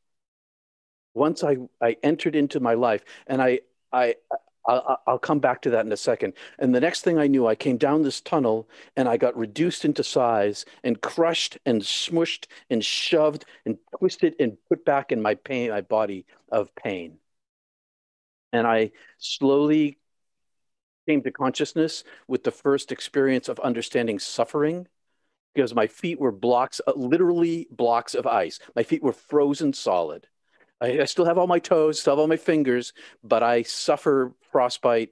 I suffer pain all the time. I live that day every day because I'm always in pain with it. And as I came to consciousness, my partner was screaming. I didn't understand language. My capacity of my brain came back online, and I eventually stood up. He helped me stand up. And when I became back able to understand language, he was screaming at me that I was dead. You'd been dead and that he was going to die. And I pulled the rope, and the rope came through in the first pull, and we descended, and we self-treated for hypothermia and frostbite, because I was on the National Ski Patrol. And so I was a trained wilderness responder. And what I was going to say is that I live with deja vu every day, all day long. My experience of life is I live a lightly dislocated in time, in that I have free will choice. I get to make decisions on which way my life goes, but they were all probabilities. They were all of the decisions I make in my life were all a set of probabilities. And the fact that I'm in this moment right now is a result of all of the choices that I've made in my life. But if I had made a left turn yesterday instead of a right turn yesterday, I would have not been in this particular spot, but I still would have been in the right spot, because it would have been a probability that became manifest as a fact. And so in my life as I live it, and I'm going to, as Miriam said, I've been practicing meditation for 40 years. I began my practice before I died, and I've continued it since. I'm Peter Panagore. You can find me on YouTube. Not church, no doctrine, no dogma, no bullshit, just mysticism. And I've spent my entire life in pursuit of the divine. And I can definitely say this, is that the practice of meditation changes the story we tell ourselves by silencing it. And when the mind becomes silent, it becomes a permeable to the divine light. It's not just living mindfully, which is a really great thing. You live mindfully in your life, but it also becomes the portal through which we enter the divine. And the biggest change that happened in my life as a result of this, besides all the mystical experiences that came subsequent to this, was that I didn't go to architecture graduate school. I went to Yale Divinity School to study mysticism. And I spent my career studying the mystics around the globe in order to help myself understand how to access my journey back into the divine. And the one thing I want to say before I stop is that meditation really is the key. If you want to access the divine inside you, that's the only way. The only way out is in. And I got ordained in the United Church of Christ. I'm a reverend, but I never fit the bill because when I was dead, God had no religion. There was in this world that we live in that's all divided with tribes fighting against each other, that helped us through the centuries when we were populating the earth, because tribalism is how we survived. But now that's such a crazy idea, because we are all, each of us, and this is one of the side effects that I have, is I see the light inside of everyone, good or bad, whether they're doing bad things or good things, it doesn't matter. I see the divine light, and I don't see it just with my eyes. I see it with my whole body sees it. And the separation that we have of political separations and economic separations and the desire for the big house with the fancy car, and that's none of that matters. The only thing that matters is love. And love is the key. Love is the answer. Love is the treasure. And love comes in 10,000 different ways. And sometimes love's conflicted. And sometimes love's difficult. But in death, it becomes pure. Pure as each of us is. And that's where I'll stop. Thank you so much, Peter. That was an amazing story. Leslie, thank you so much for joining us. If people haven't checked out an amazing documentary called Surviving Death on Netflix now, that's Leslie's work. And would you like to, I mean, that documentary that series hits on a lot of the topics we've discussed today. Could you give us kind of just a rough idea of what led you down that journey of exploring these topics?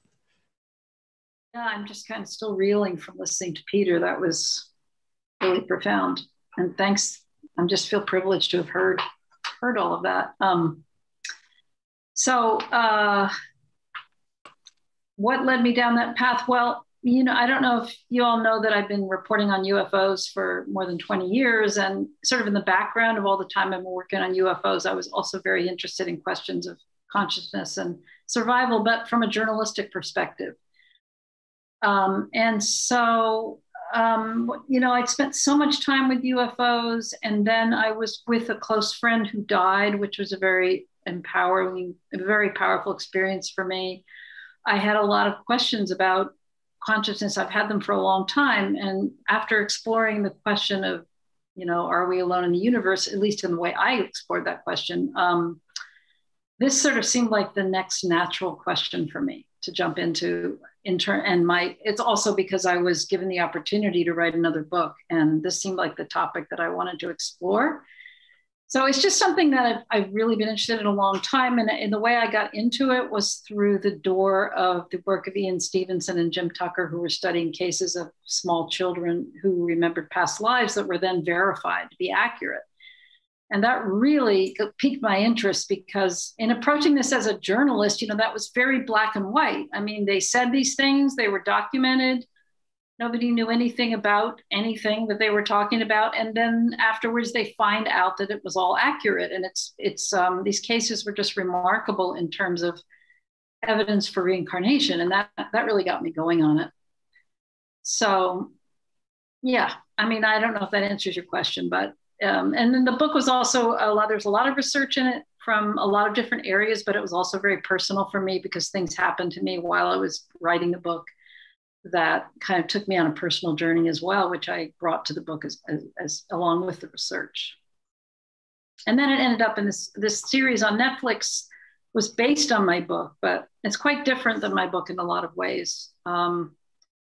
So that was another thing that happened as a result of my book having been written. Can I jump in and say that your series is having a major impact in America today and probably around the world, because you're exposing so many more people to the important message. So thank you. Yeah, that's what I'm happy about doing. And I think that's what the series is doing. It's also giving people permission to take their experiences seriously and to validate them and to talk about them, as well as giving the message that there is survival, or at least it's worth considering that possibility. So yeah, I think it's had a lot of positive effects, and I'm really happy about that. Thanks for saying that. Yeah. Hey, Leslie, how about sharing some of your personal experiences? Hey, Alan. You've had a couple. Hi, how you doing? Yeah, like which, what kind of, you mean for either the physical mediumship I love, or, after death communication. I mean, you're kind of playing it off a little bit. You've had some pretty strange experiences. I've had some strange experiences. I'm sure many people in this panel have. I don't even know how many people are here or who's here, but my friend Mike Anthony is here, who was also part of the Surviving Death series, and he's experienced some of the Well, if we talk about the physical mediumship, I don't know what to talk about. Are people interested in physical mediumship here? I mean, but one of the things I cover in my book is mediumship, both physical and mental mediumship. And I think mental mediumship is what people are most familiar with, which is where you go to sit down with a medium and then they bring through information from a deceased loved one. And hopefully that information is accurate and you can have a sense of connection to that deceased loved one.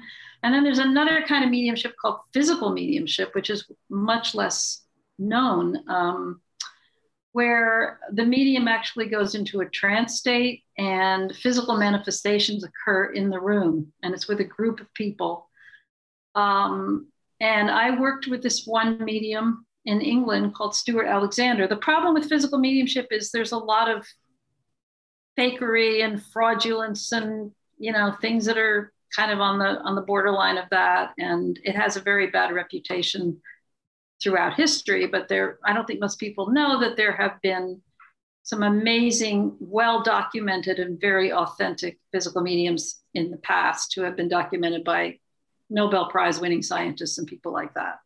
And I talk about those in my book too. I mean, I could spend an hour talking about all this, so I'm trying to be succinct, but just to bring you up to the present. So I spent about 5 years with a physical medium in England by the name of Stuart Alexander, who's been practicing physical mediumship for about 50 years now, I would say. He's in his 70s, and yeah, about 50 years. And it's absolutely authentic. There's no question about that. And I'm not going to waste time explaining all the ways that I know that, but I'm happy to do that if anybody wants to ask me, or it's also in my book. And so Alice wanted to know about the weird experiences. So that's really what's of interest. I'm just trying to give it a context. But one of the weird experiences that happens with Stuart, and there's a lot of different things that happen. It's really, the focus is on connection to the afterlife and communications from people that are dwelling in that realm. And one of the ways that happens is there are actual physical materializations that occur in his seance room. And one of them, the one that happens more often, is the materialization of a hand. And so what happens is that ectoplasm is excreted. Now, people may think ectoplasm doesn't even exist, but it is an energy substance. It does exist.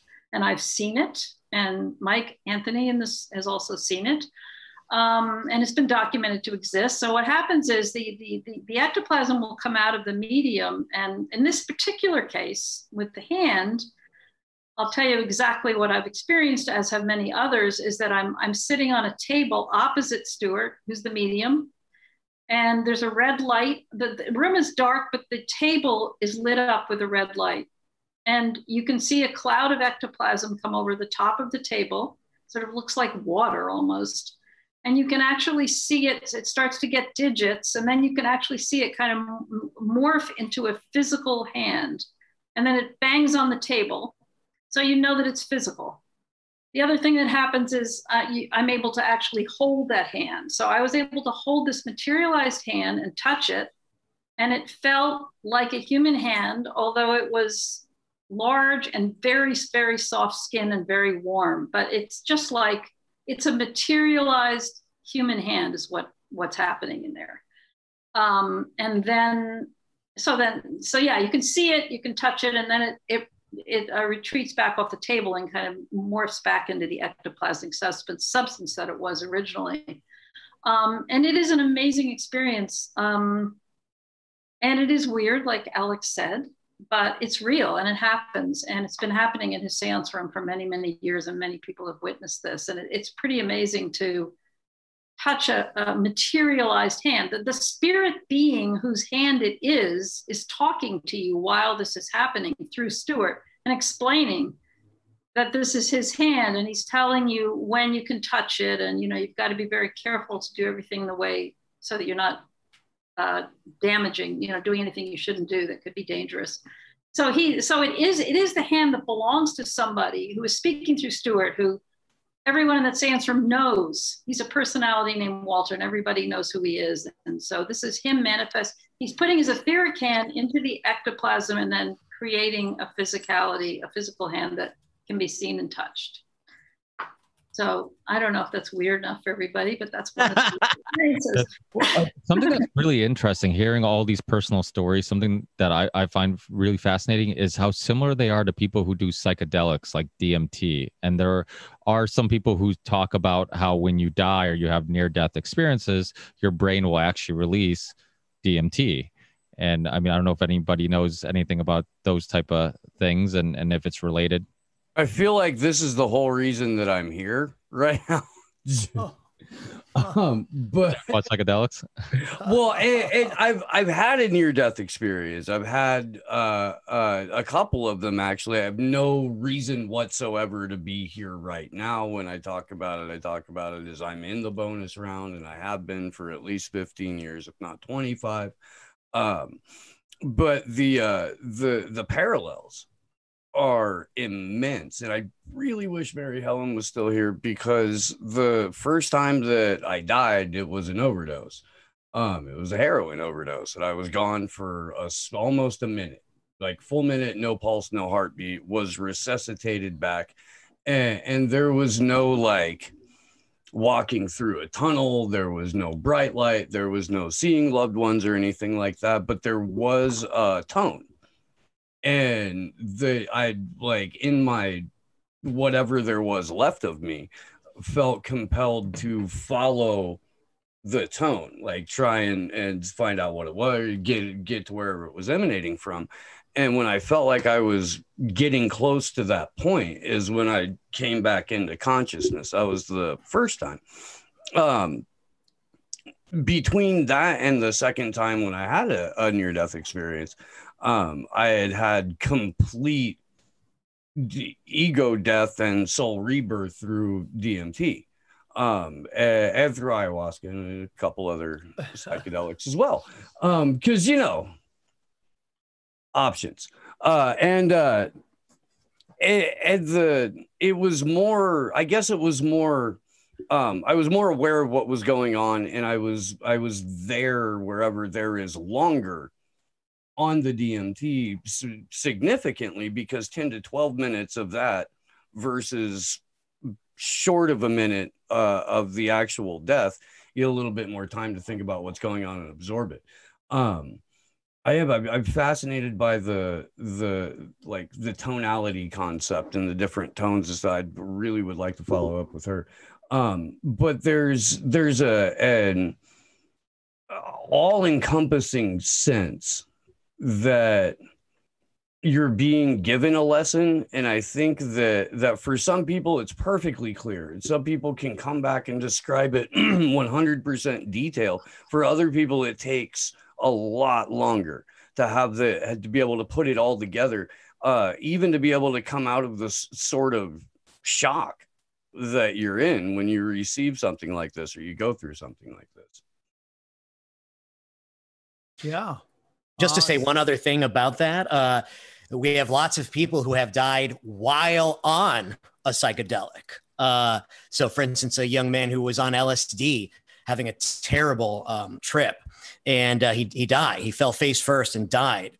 And he described that and then he had a near-death experience, and his thinking was the typical clear thinking that we hear often described in near-death experiences, thinking more clearly, more quickly than he ever had before in his life. And then later on at the hospital, he's resuscitated, and the LSD is still in his body. So he's now hallucinating again. Oh, man.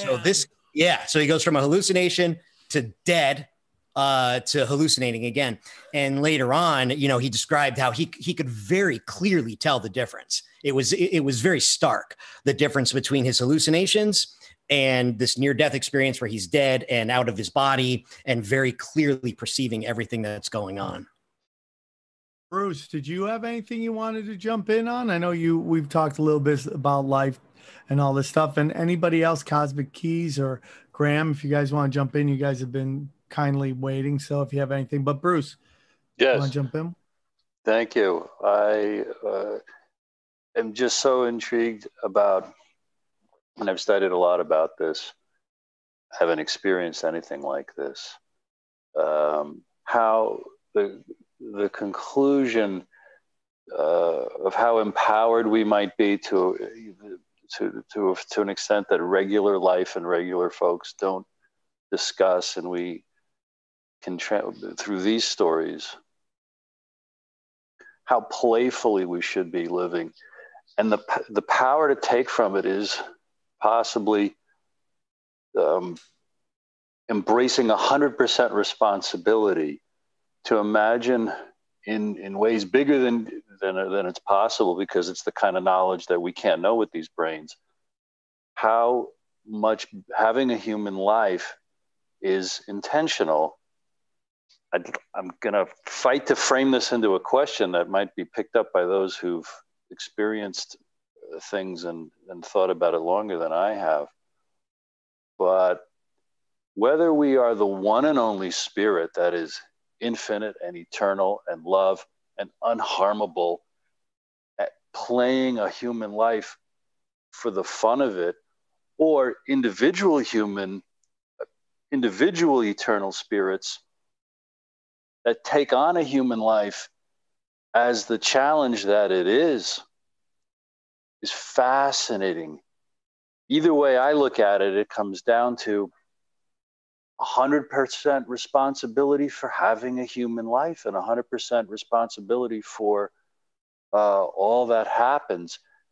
And from experiences like those we've heard tonight, or from the literature of the mystics and the other humans who are trying to articulate this same thing, that the intent to love and embrace everything no matter what, to not judge anything as unlovable. A quick little story and then throw it out to see what that might cause if I was articulate. The story of the Nazi concentration camp survivor who was asked, so many died around you in despair, how did you survive? And he said, they could beat me, they could starve me, they could make me sleep in the snow, make me sleep on concrete, but the guards couldn't make me stop loving them. I hope I made a coherent point that could elicit a response. I agree, man.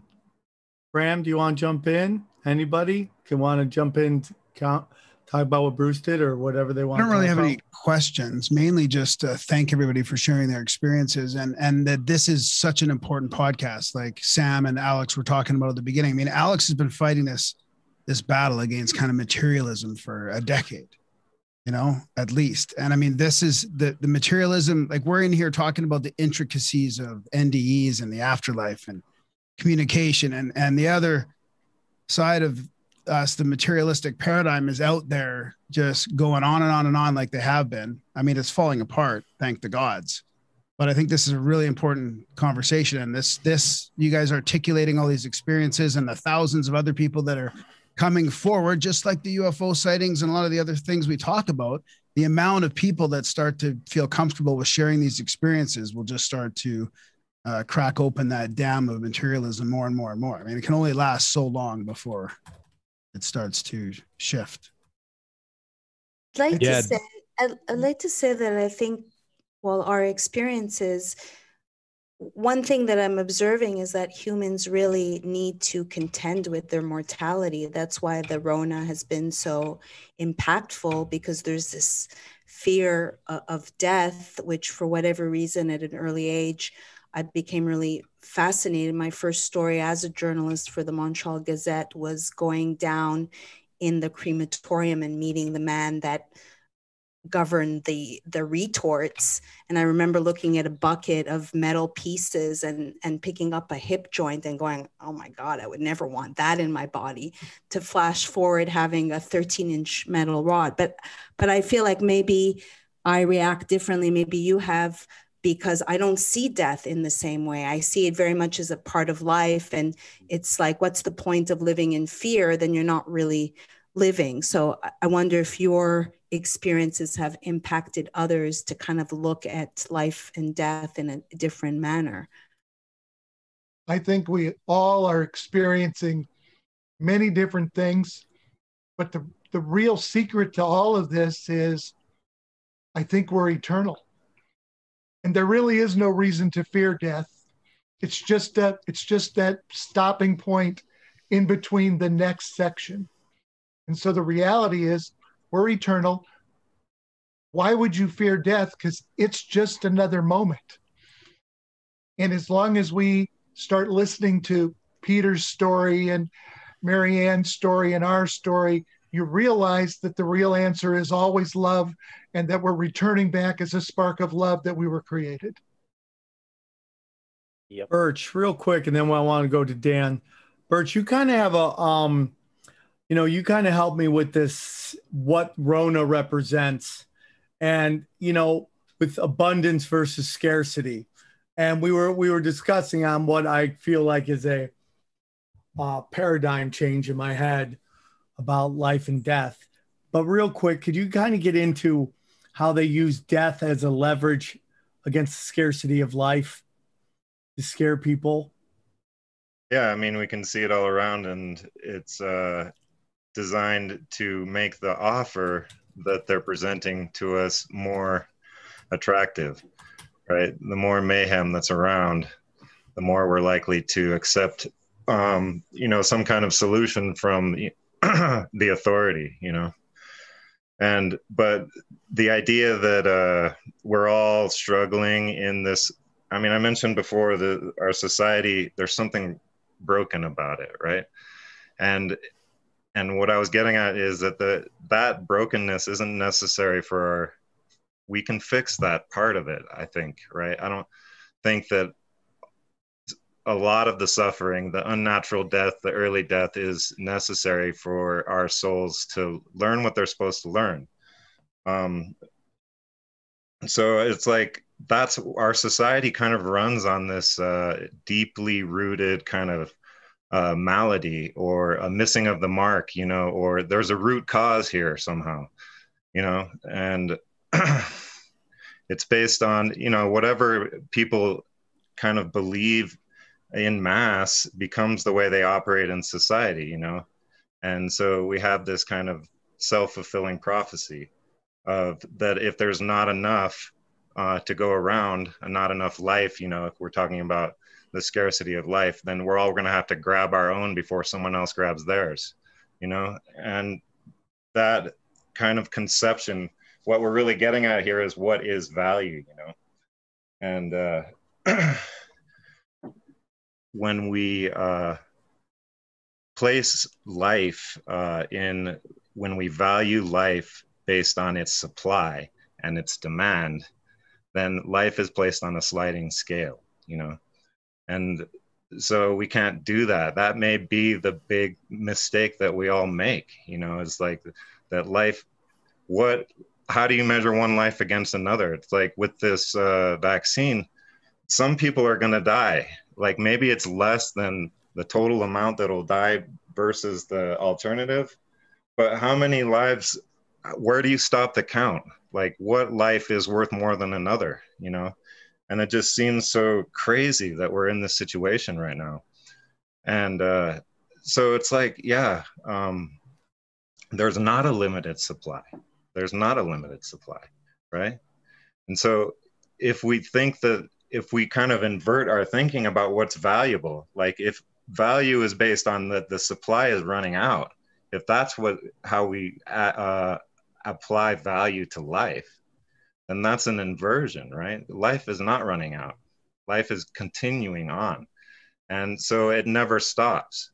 And so this fear of death, this idea that individually that we will die and that we need to protect our own lives, and that we need to hoard and bunker down.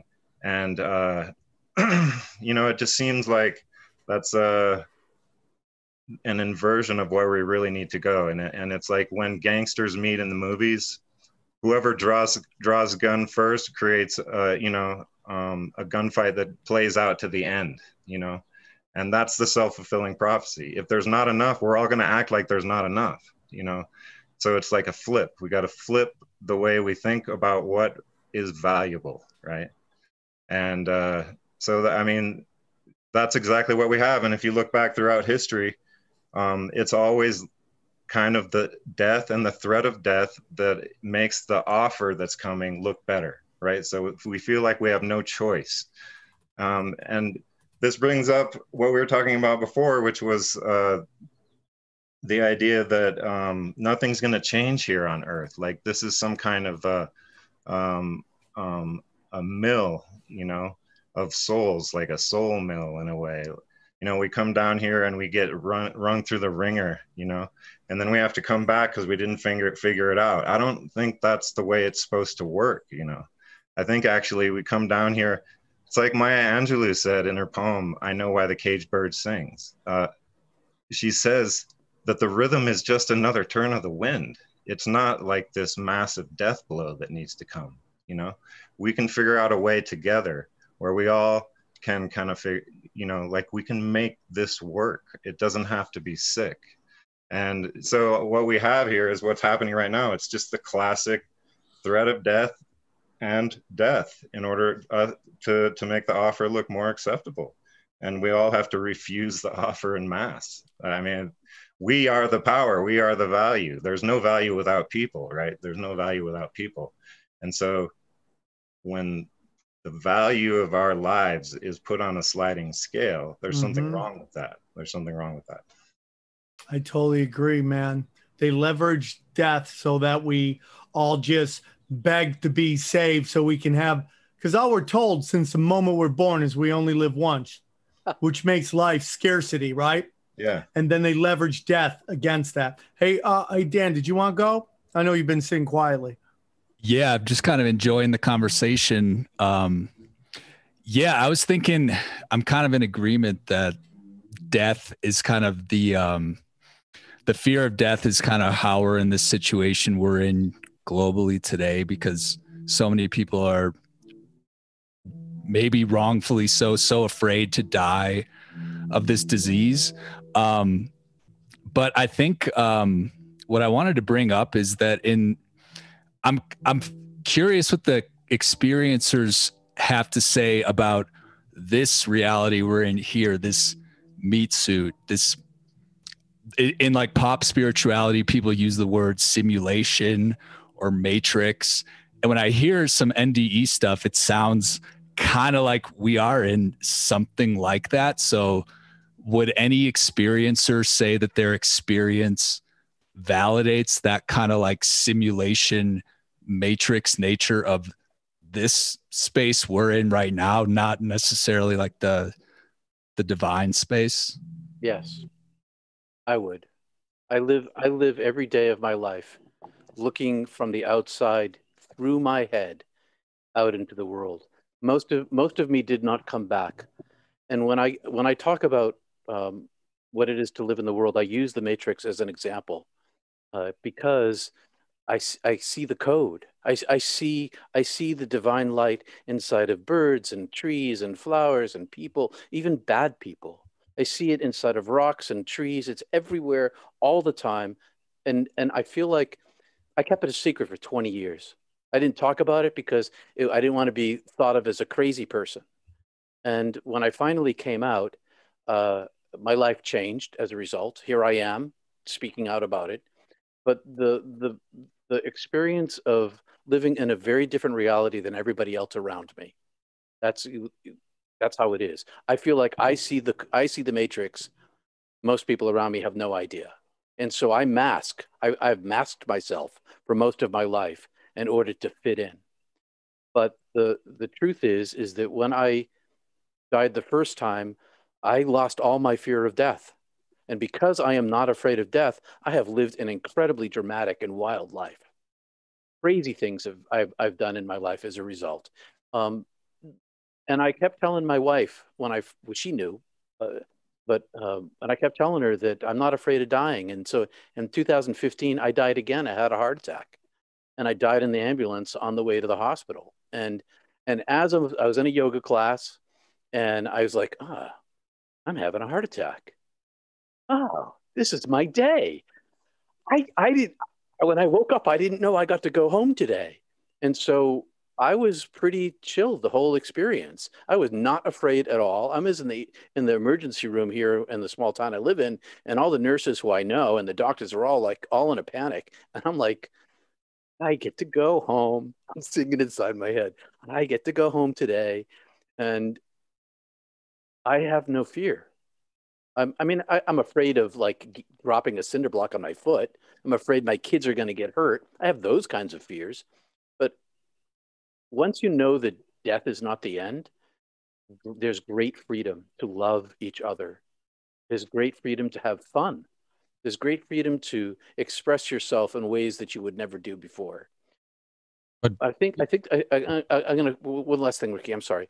I think that the root of societal trouble is the egoic mind. The ego mind in every individual tells the individual that I am Peter. I'm Peter. I'm Peter. I'm Peter.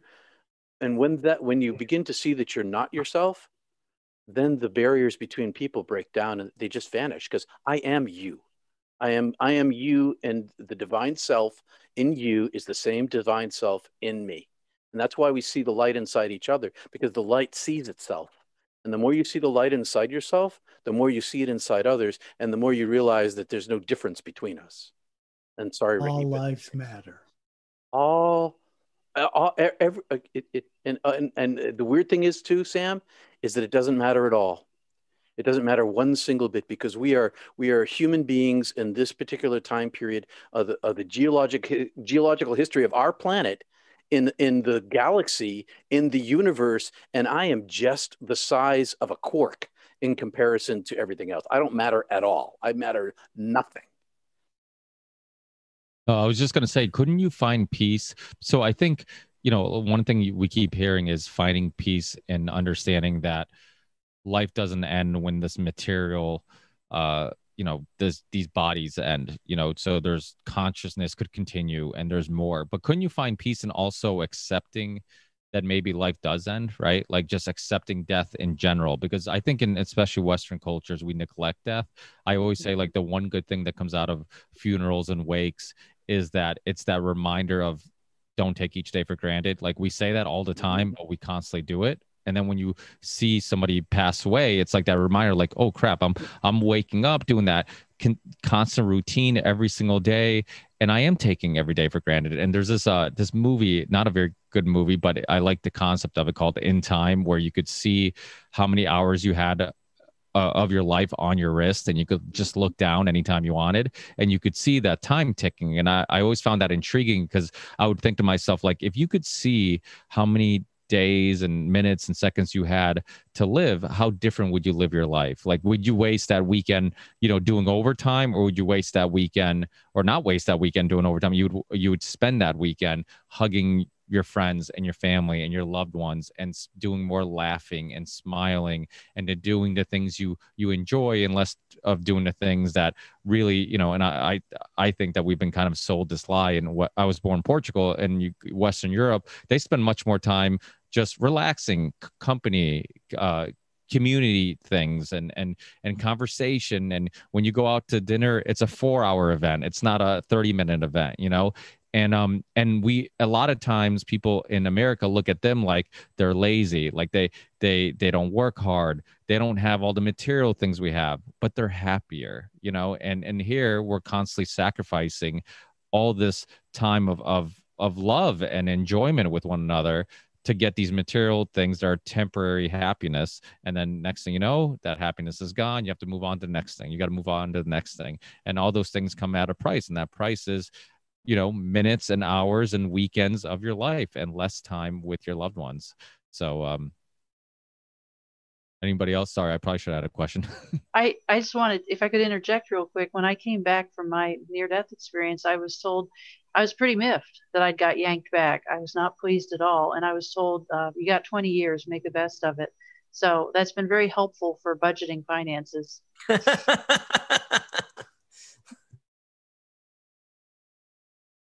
I'd like to say that in respect to what you just said, Ricky, that I was noting in the notes that I am very acutely aware of time, that I'll wake up in the night and just go, it's 3:36, and I'm usually within 5 minutes. And then I reflect now to 2 weeks to slow the spread.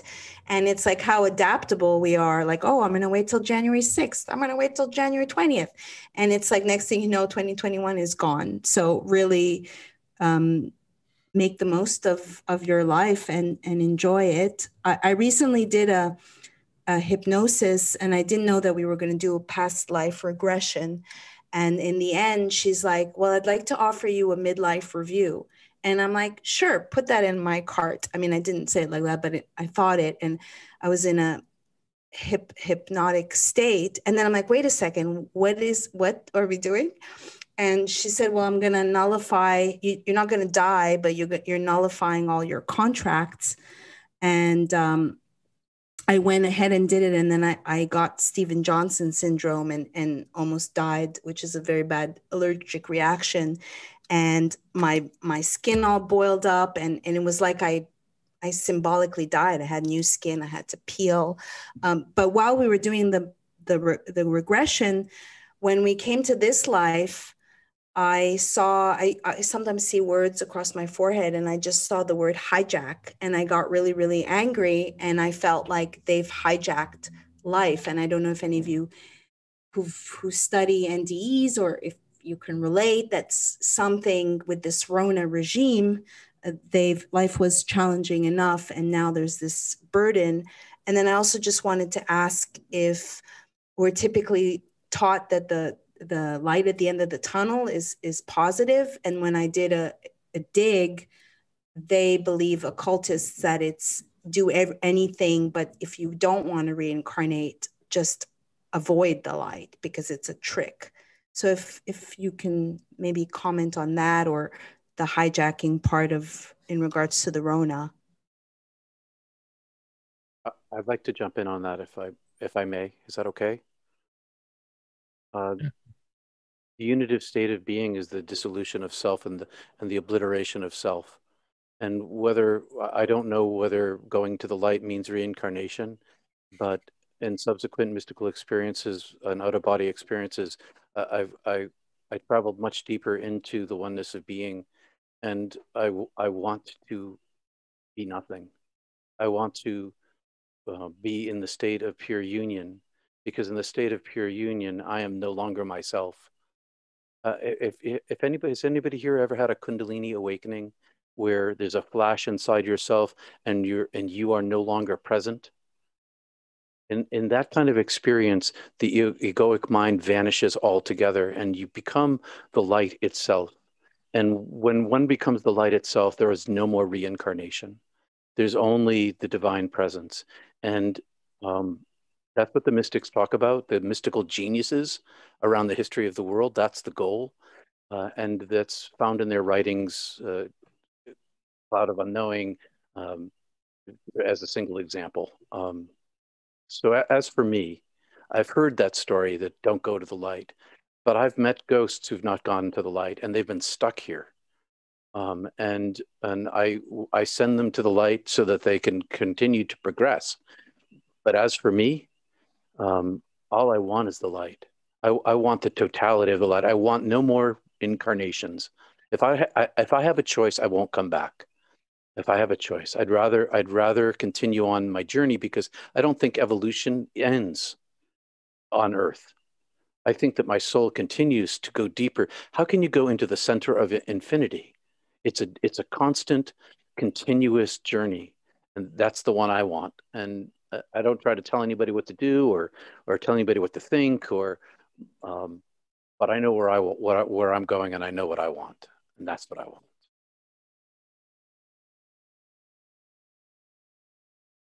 Charlie, you've been quiet all show. You wanna jump in?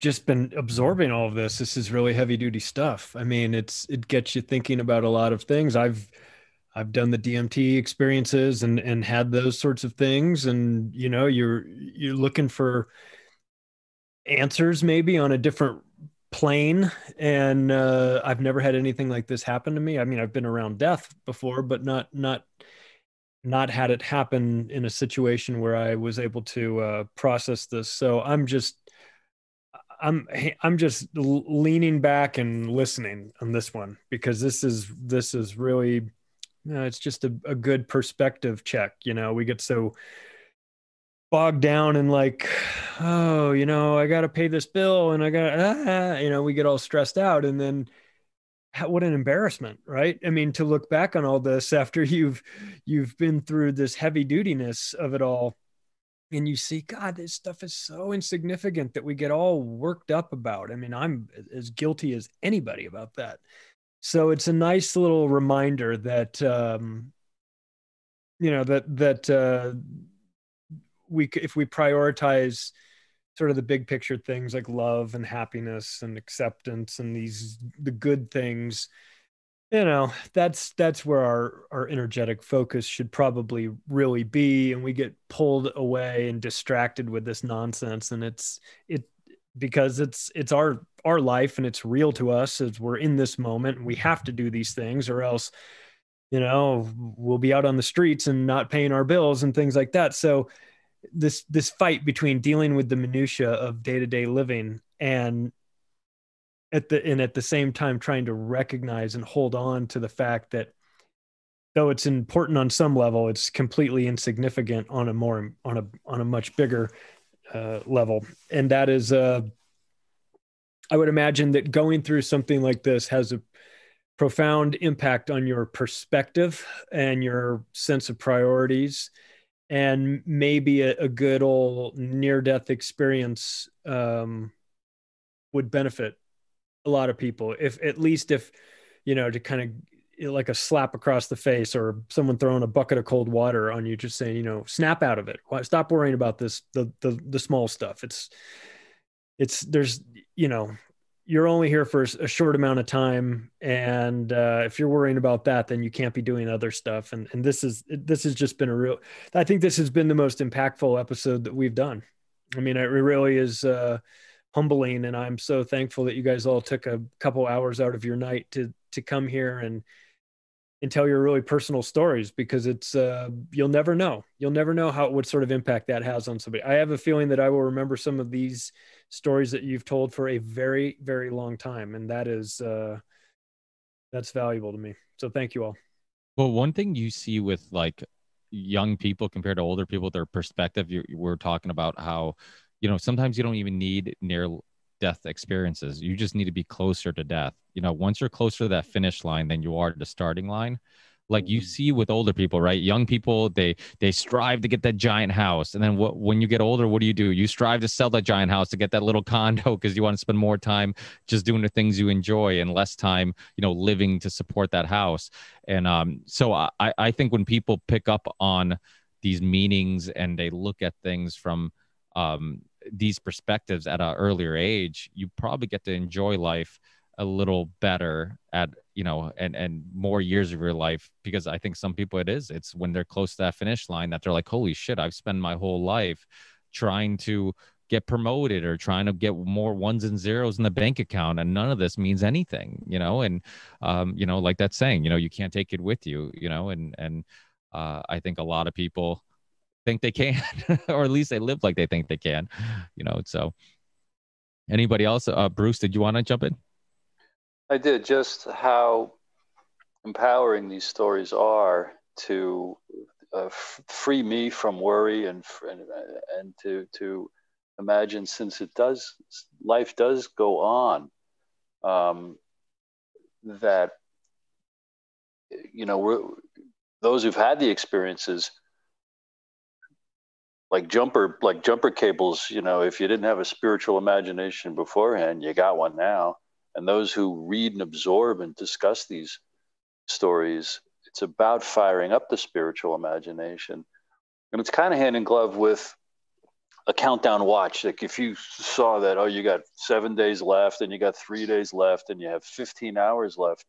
That's the classic tactic of having the skull on the desk, the memento mori, to remember you're going to go. And how would we orient, hopefully in positive ways, more authentic ways, to spend the time with the people that we love. But the conclusion is, for my little chat right here, is to learn more about this to cultivate our spiritual imagination and to bring it up more and more and more, because maybe the rulers of the world who rule by fear through the secret societies and esoteric knowledge that they've passed down through the centuries, maybe they know to whatever degree this is just a game.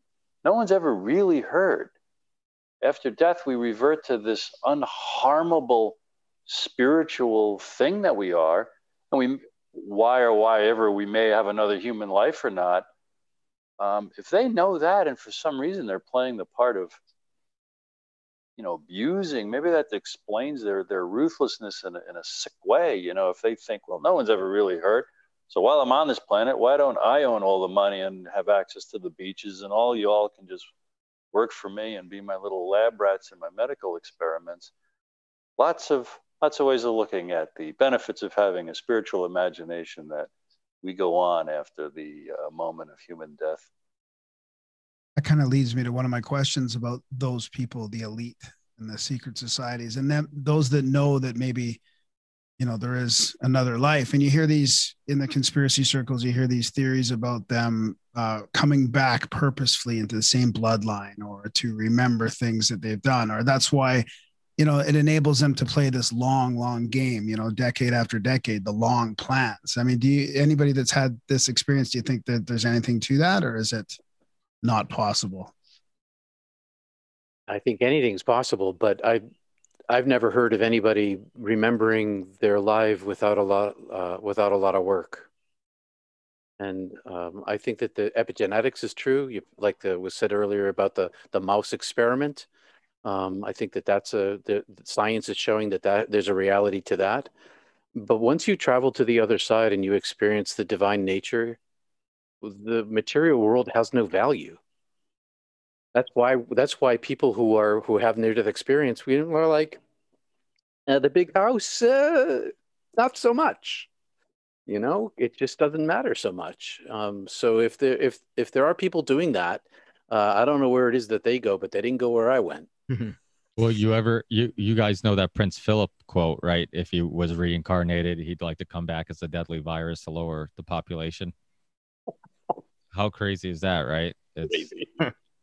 I mean, yeah, I also just wanted to say, just like the whole NDE kind of like subculture, because they have like conferences, there's books, it's like a whole world.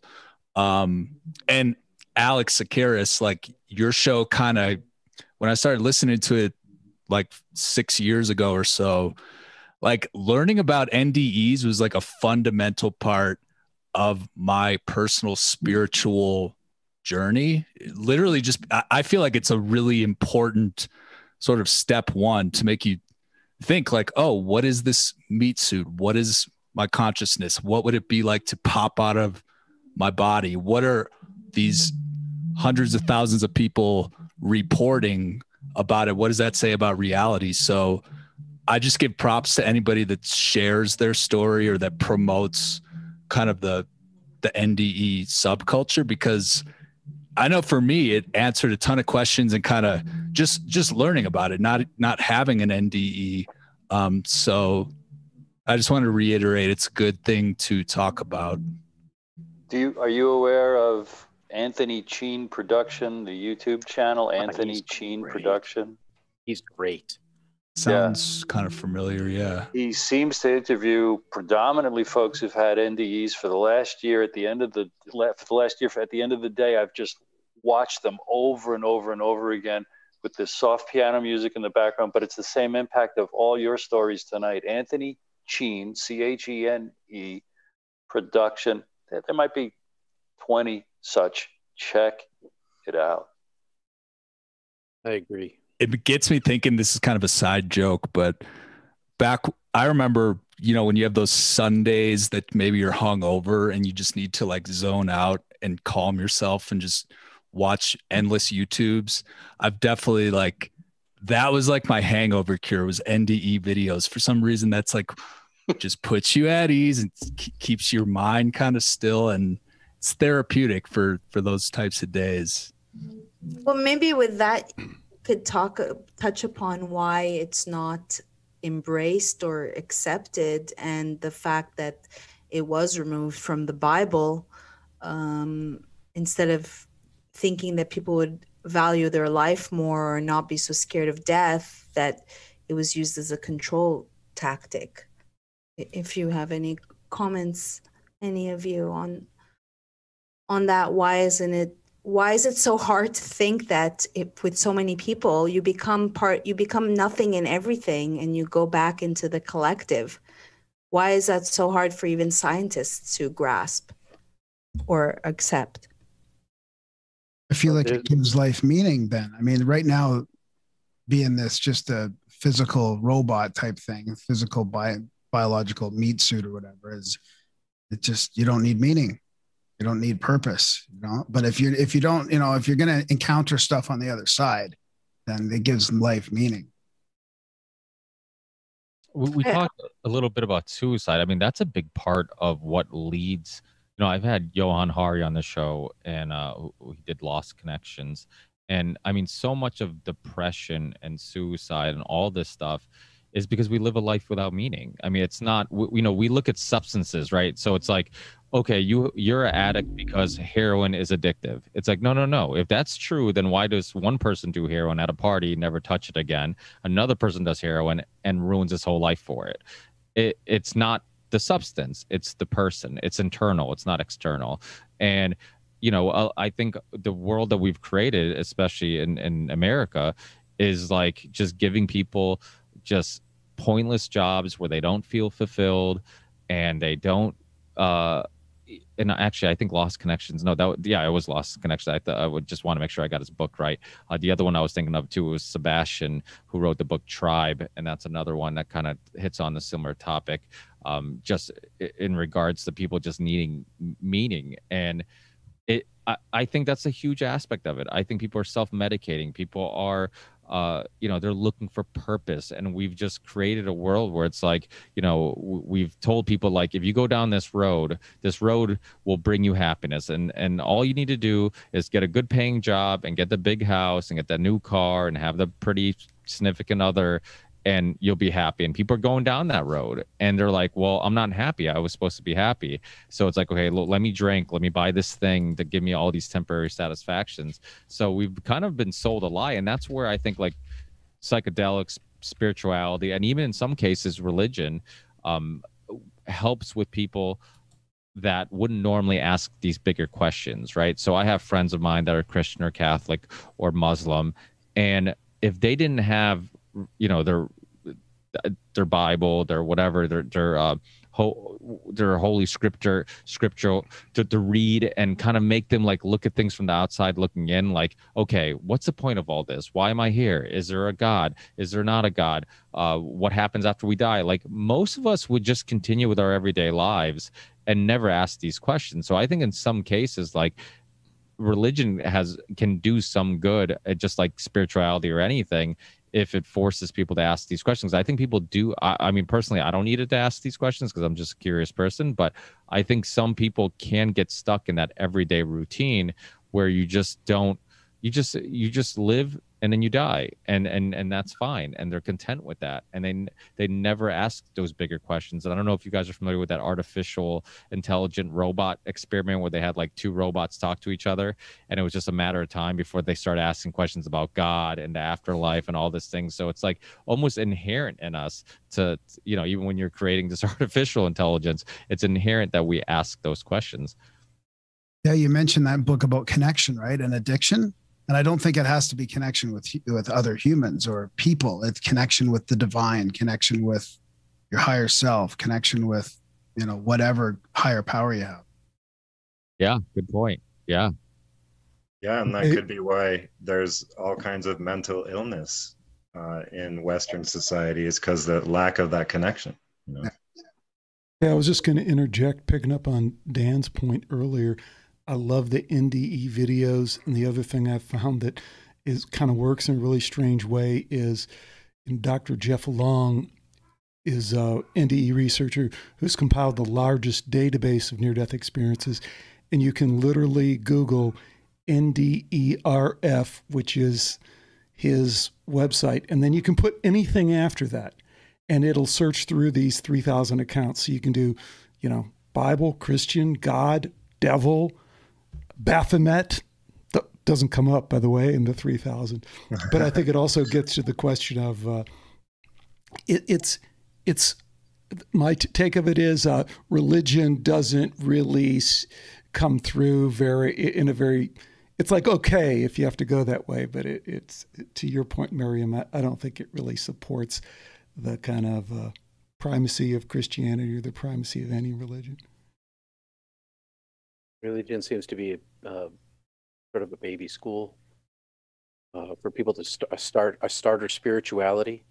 Mm. There's a new book out by Dr. Bruce Grayson called After, and he's taken 40 years of he's a leading near-death experience researcher, and it's just come out. I recommend it. When I read the book, I saw myself in it. And I think it's going to have a major impact, along with Jeffrey Long's books as well. And I don't know if you all know about the International Association for Near-Death Studies that is associated with the University of Virginia and Ian Stevenson. And yeah, that's the man that wrote Old Souls, Ian Stevenson, who comes from Montreal, who teaches in America. He's quite old now. Is he still alive? I don't think I think he passed away. Yeah. Okay. Yeah. Had dinner with him one night. Took me out to dinner. Visited him at his house, but he, along with these other people, the International Association for Near-Death Studies, holds annual conferences where NDEers from around the world come to listen to the science around near-death experience and locating what is the origin of consciousness. And most of these scientists, including Grayson, they're skeptics. They didn't come at this as believers. They came at this as skeptics, which gives a higher validity to their evidence, I think, anyway. And what they're showing now is that there's this doctor named Sam Parnia from, I think he's at NYU, Stony Brook. Stony Brook, yeah. Yeah. Consciousness survives death for a period of time is his conclusion of the awareness study 2. And he's a skeptic. But consciousness does not arise in the human brain. And that's really what they're searching for. And once science can prove that consciousness doesn't arise in the human brain, then a lot of people who are skeptics are going to start thinking more seriously about what it is to be a human being. Mm-hmm. You can't take it with you. There's one thing you can take with you, and that's love. And that is exactly what you were talking about before, Sam, about how they live in Europe where they value relationship over ownership. Have you seen the latest Thrive movie, Thrive 2, at thriveon.com? Haven't seen that. Check it out. Great exploration. These people for the last 8 years of many cutting edge things, but consciousness included.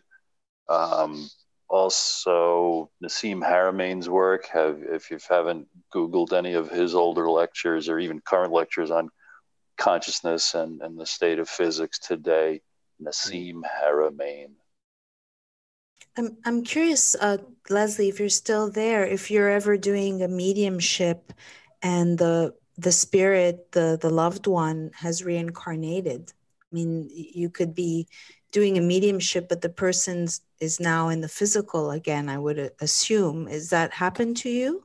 It hasn't, but what I've heard mediums say is that you can actually you're kind of in both places at once.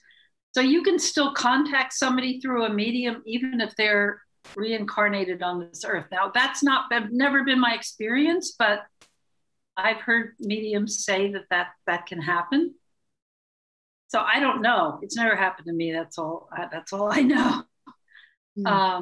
It's a pretty strange concept, though, to imagine that, but it's sort of the concept that you're always you're always at least part of something bigger than what you are when you're here on the earth. And so maybe you can tap into that bigger part of the person when you're doing the reading in some form. I don't know. I don't understand it, but yeah, it definitely makes you think about like the nature of time with all this, because time seems linear when you're in the meat suit or whatever. But then if you're dreaming, time is really complicated. You could fall asleep for like 10 minutes and it feels like an hour, or you could smoke DMT and then you're like buzzing and then everything is like time just totally turns into something else. So it's interesting when you're talking about mediumship being like so beyond, you know, the body, which is stuck in time, but the consciousness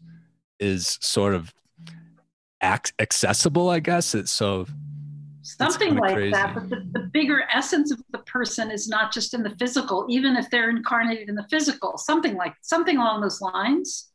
That's my direct experience. Yeah. That's how I live.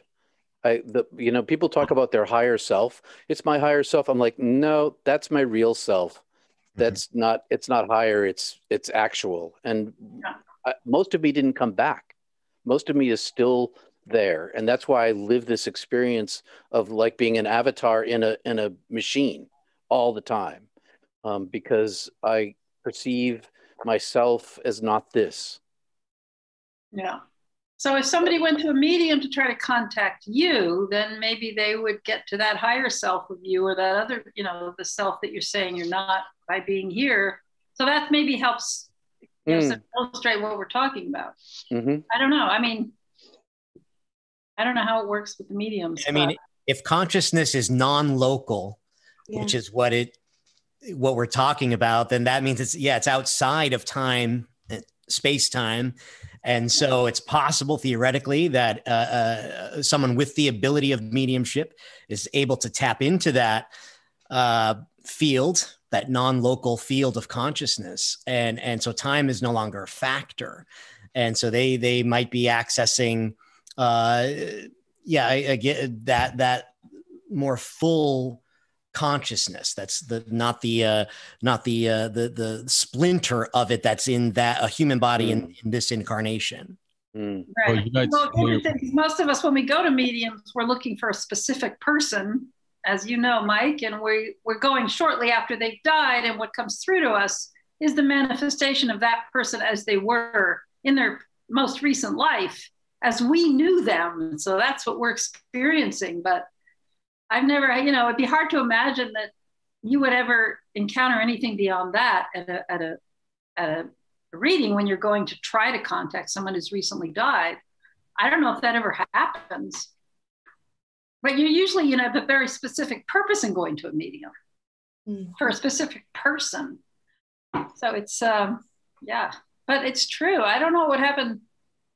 Have you ever heard of a situation, anybody here, where a medium says, well, the person you're trying to contact has reincarnated? Anyone ever had that? I think someone told my mom that one time.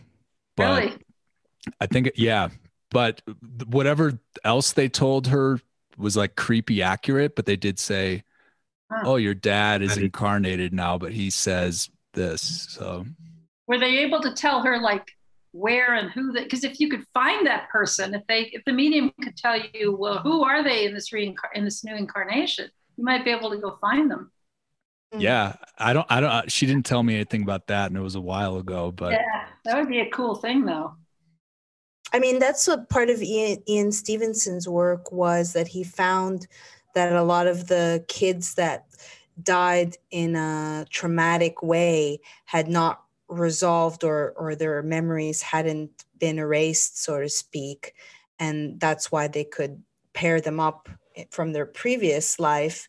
But if you think, everything is the body, the spirit can recycle into another body, I would think that it does occur that you go to a medium depending on the time frame, and they're like, well, you'd think that's more realistic. Oh, they've reincarnated. They're not just in the in-between world.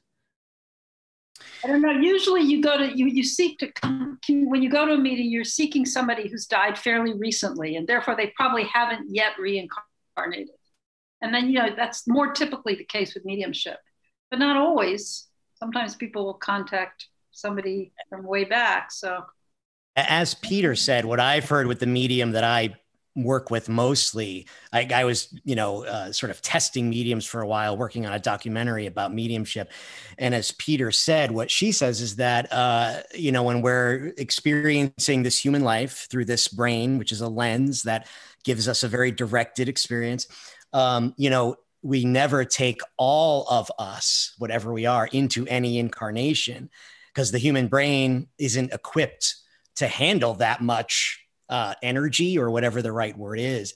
And so there's a part of us, as Peter said, that he has direct experience of, that's always home, whatever word we want to use, that's always there, and she puts a number on it. I think she said something like, maybe we can take 30% of our full energy into any life. So if someone's coming to a medium to talk to their dead father, it's conceivable, according to her, that an aspect of him, maybe 30% of him is indeed reincarnated, experiencing a human life through another human brain. While another part of him is outside of this space-time, non-local, and still contactable. If that makes sense. Well, are you guys familiar with Rupert Sheldrake? He's been on my show. We've talked about, of course. Yeah. Yes, but the morphic resonance concept is interesting, how consciousness can all be connected. And, there's just so much that's still unexplained. That's why when people say the science is settled, it's just hilarious, because it's like science debunks science all the time. It's like it's never settled. It sounds like such an unscientific thing to say. And it really is become its own religion. Science and materialism has combined, where just like science has become only things we think we understand right now, and everything else is pseudoscience. And so I think these conversations are important, because it does help remind you that, we're limited to our five senses, and maybe some of these experiences taps into something that our five senses can't understand, or really just get what's going on, or maybe it breaks some boundaries, or whatever it might be, picks up some wave, like an antenna picks up something that's there, but we during our everyday experiences don't notice or neglect or whatever, and then something happens and we pick up on it. So it's wild. But I think these deep conversations are so important. They're super important. So the benefit of lasting this long is we'll let everybody plug their websites and their work, and tell everybody where they can connect with them, and any future things that they have going on. And but before I do that, Charlie, you want to add anything, or do you want to jump right into the? No, let's let everyone just plug their stuff, and we'll leave it at that.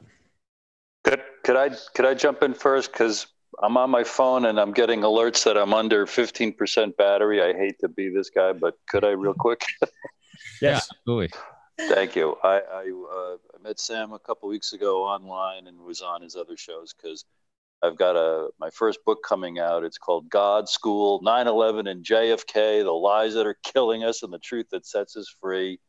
And you can read all about it at my website, brucedetoris.com. This has been an honor, and I hope my battery lasts to the very end. Thank you. Bert, you want to jump in? Sure. Thank you guys. This was great. And I think we could talk more about this subject and relate it in ways to, like, maybe the human condition. Like, we always talk about escaping the human or the earth realm by not reincarnating again, but perhaps there's a collective thing that we can do. Like, we can fix this place. It's not just like, oh, I'm going to live my life and it's going to be all right, and I die and that's cool. And I even heard Joe Rogan say, I want to come back. I got this shit wired, and I'm not sure that's necessarily how it's supposed to go. It's like having good life and just dying is not, I don't know, maybe that's just not it. Maybe there's something more here. Like, maybe that we have to come together, all of us together all at once, and I wonder about maybe this reincarnation thing has a beginning point, like a whole bunch of us in the past did something together all at once, and now we're all reincarnating over and over again. We got caught in this like loop, this like time loop, and then with the idea that you could have a mediumship with someone who is already reincarnated. Maybe we have met portions of ourselves already, but why do we come back? Why do we come back? It's like, I think that there's some kind of, you could say that we're nothing, or that nothing matters, but I think it really does matter what we do. What we do in life echoes through eternity, like, you know, from the Gladiator or whatever. But what we do really matters. It really, really matters. And so, I mean, I don't know why I just went off on that.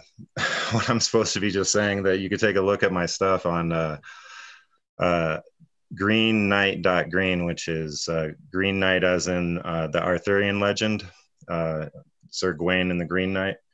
I have a podcast. It's just a series. It's like a book on tape. It's 11 episodes. And I try to explore value and solution. So there's no freedoms. There's only freedom. There's no values. There's only value. Like, so that's what I try to come at it. I'm interested in things that about which there is no debate. And I think that it's kind of a joke, right? But it's like few and far between these days. What are we sure about? What are we sure about? And so if we're going to come at a solution, we all got to be sure about that we're on the same page. We got to be sure about it. There can be no debate, you know, we can't debate forever. And so I just wanted to say that, yeah, greenknight.green. And I'll check out you guys' stuff. I really appreciate it. And I'm a fan of all y'all's work already. So take a look, and love you guys. Appreciate it.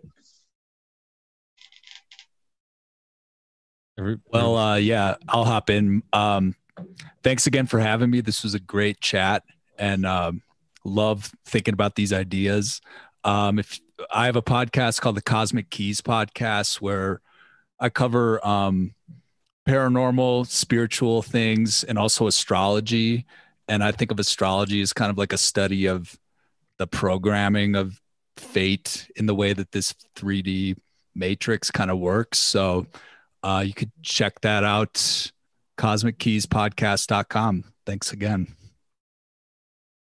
I'll speak up. Grimerica Show, and our new feed is Grimerica Outlawed. And we also have, we've been publishing some audiobooks. We have The Secret Doctrine on audio, and you can go to a landing page, adultbrain.ca, and The Secret Teachings of All Ages is coming out as well, and a couple Secret Society books. And it's been great to be involved again. Thanks, everybody, and thanks, Ricky. Mike, Leslie, Peter. Sure. MikeAnthony.com is the website, and both of my books are available there. Thanks, everybody, for having me. I just want to say about Leslie, in case she doesn't about herself, she's profiled this week. She was just published a great article in the New Yorker. And Leslie is totally changing the world right now, cracking open people's brains, covering this UFO thing. And I think it's going to have an impact on all of this stuff, including the spiritual things, because once our perceptions widen in any way, I think all sorts of other stuff, it's possible to come in. So here, that's Leslie's book, just to plug Leslie's book about UFOs. Fantastic. Mm-hmm. Thank you again. It's been a great time. Thanks for having me. I have to thank Mike for the plug. Mike is one of my favorite people in the world. So my website is Surviving Death, and then my last name, Kean, survivingdeathkane.com. And yeah, there is an article in the New Yorker about UFOs that just came out, which I'm part of. And there's the Surviving Death series on Netflix, if people are interested in seeing that. The whole first episode is on near-death experiences, and it's really, really well done.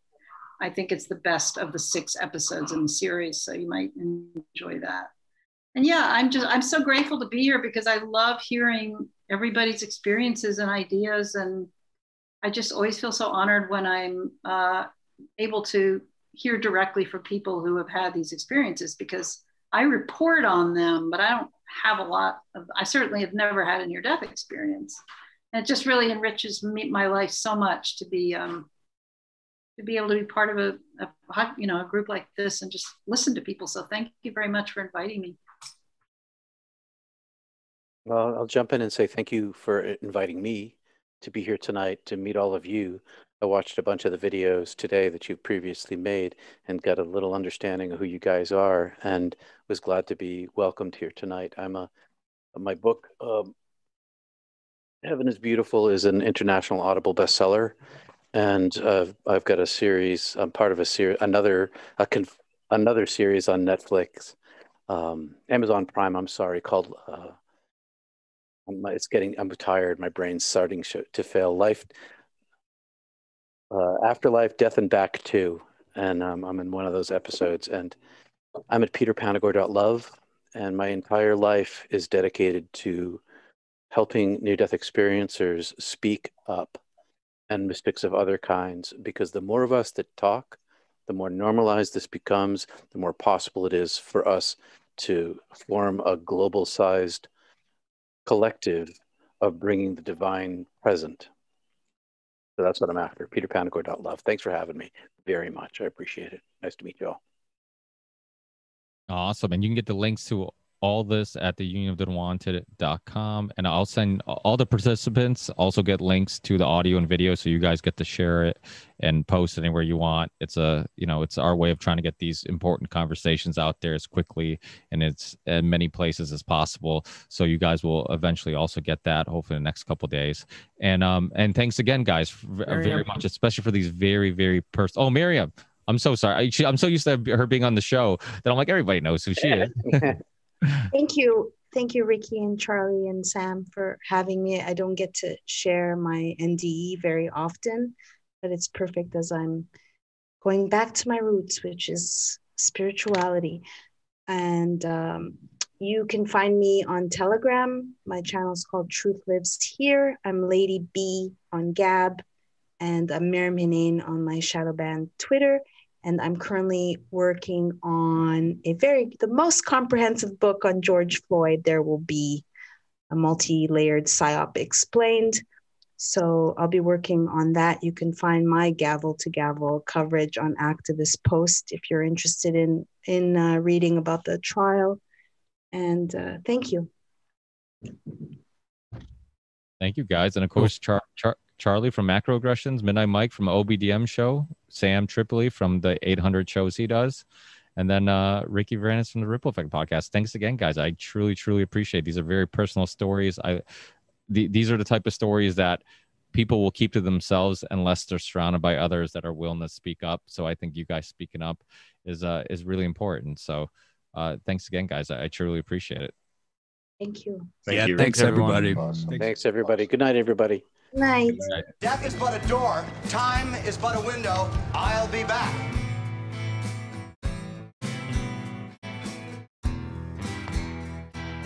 You're dead already. We're already dead anyways. Most of us are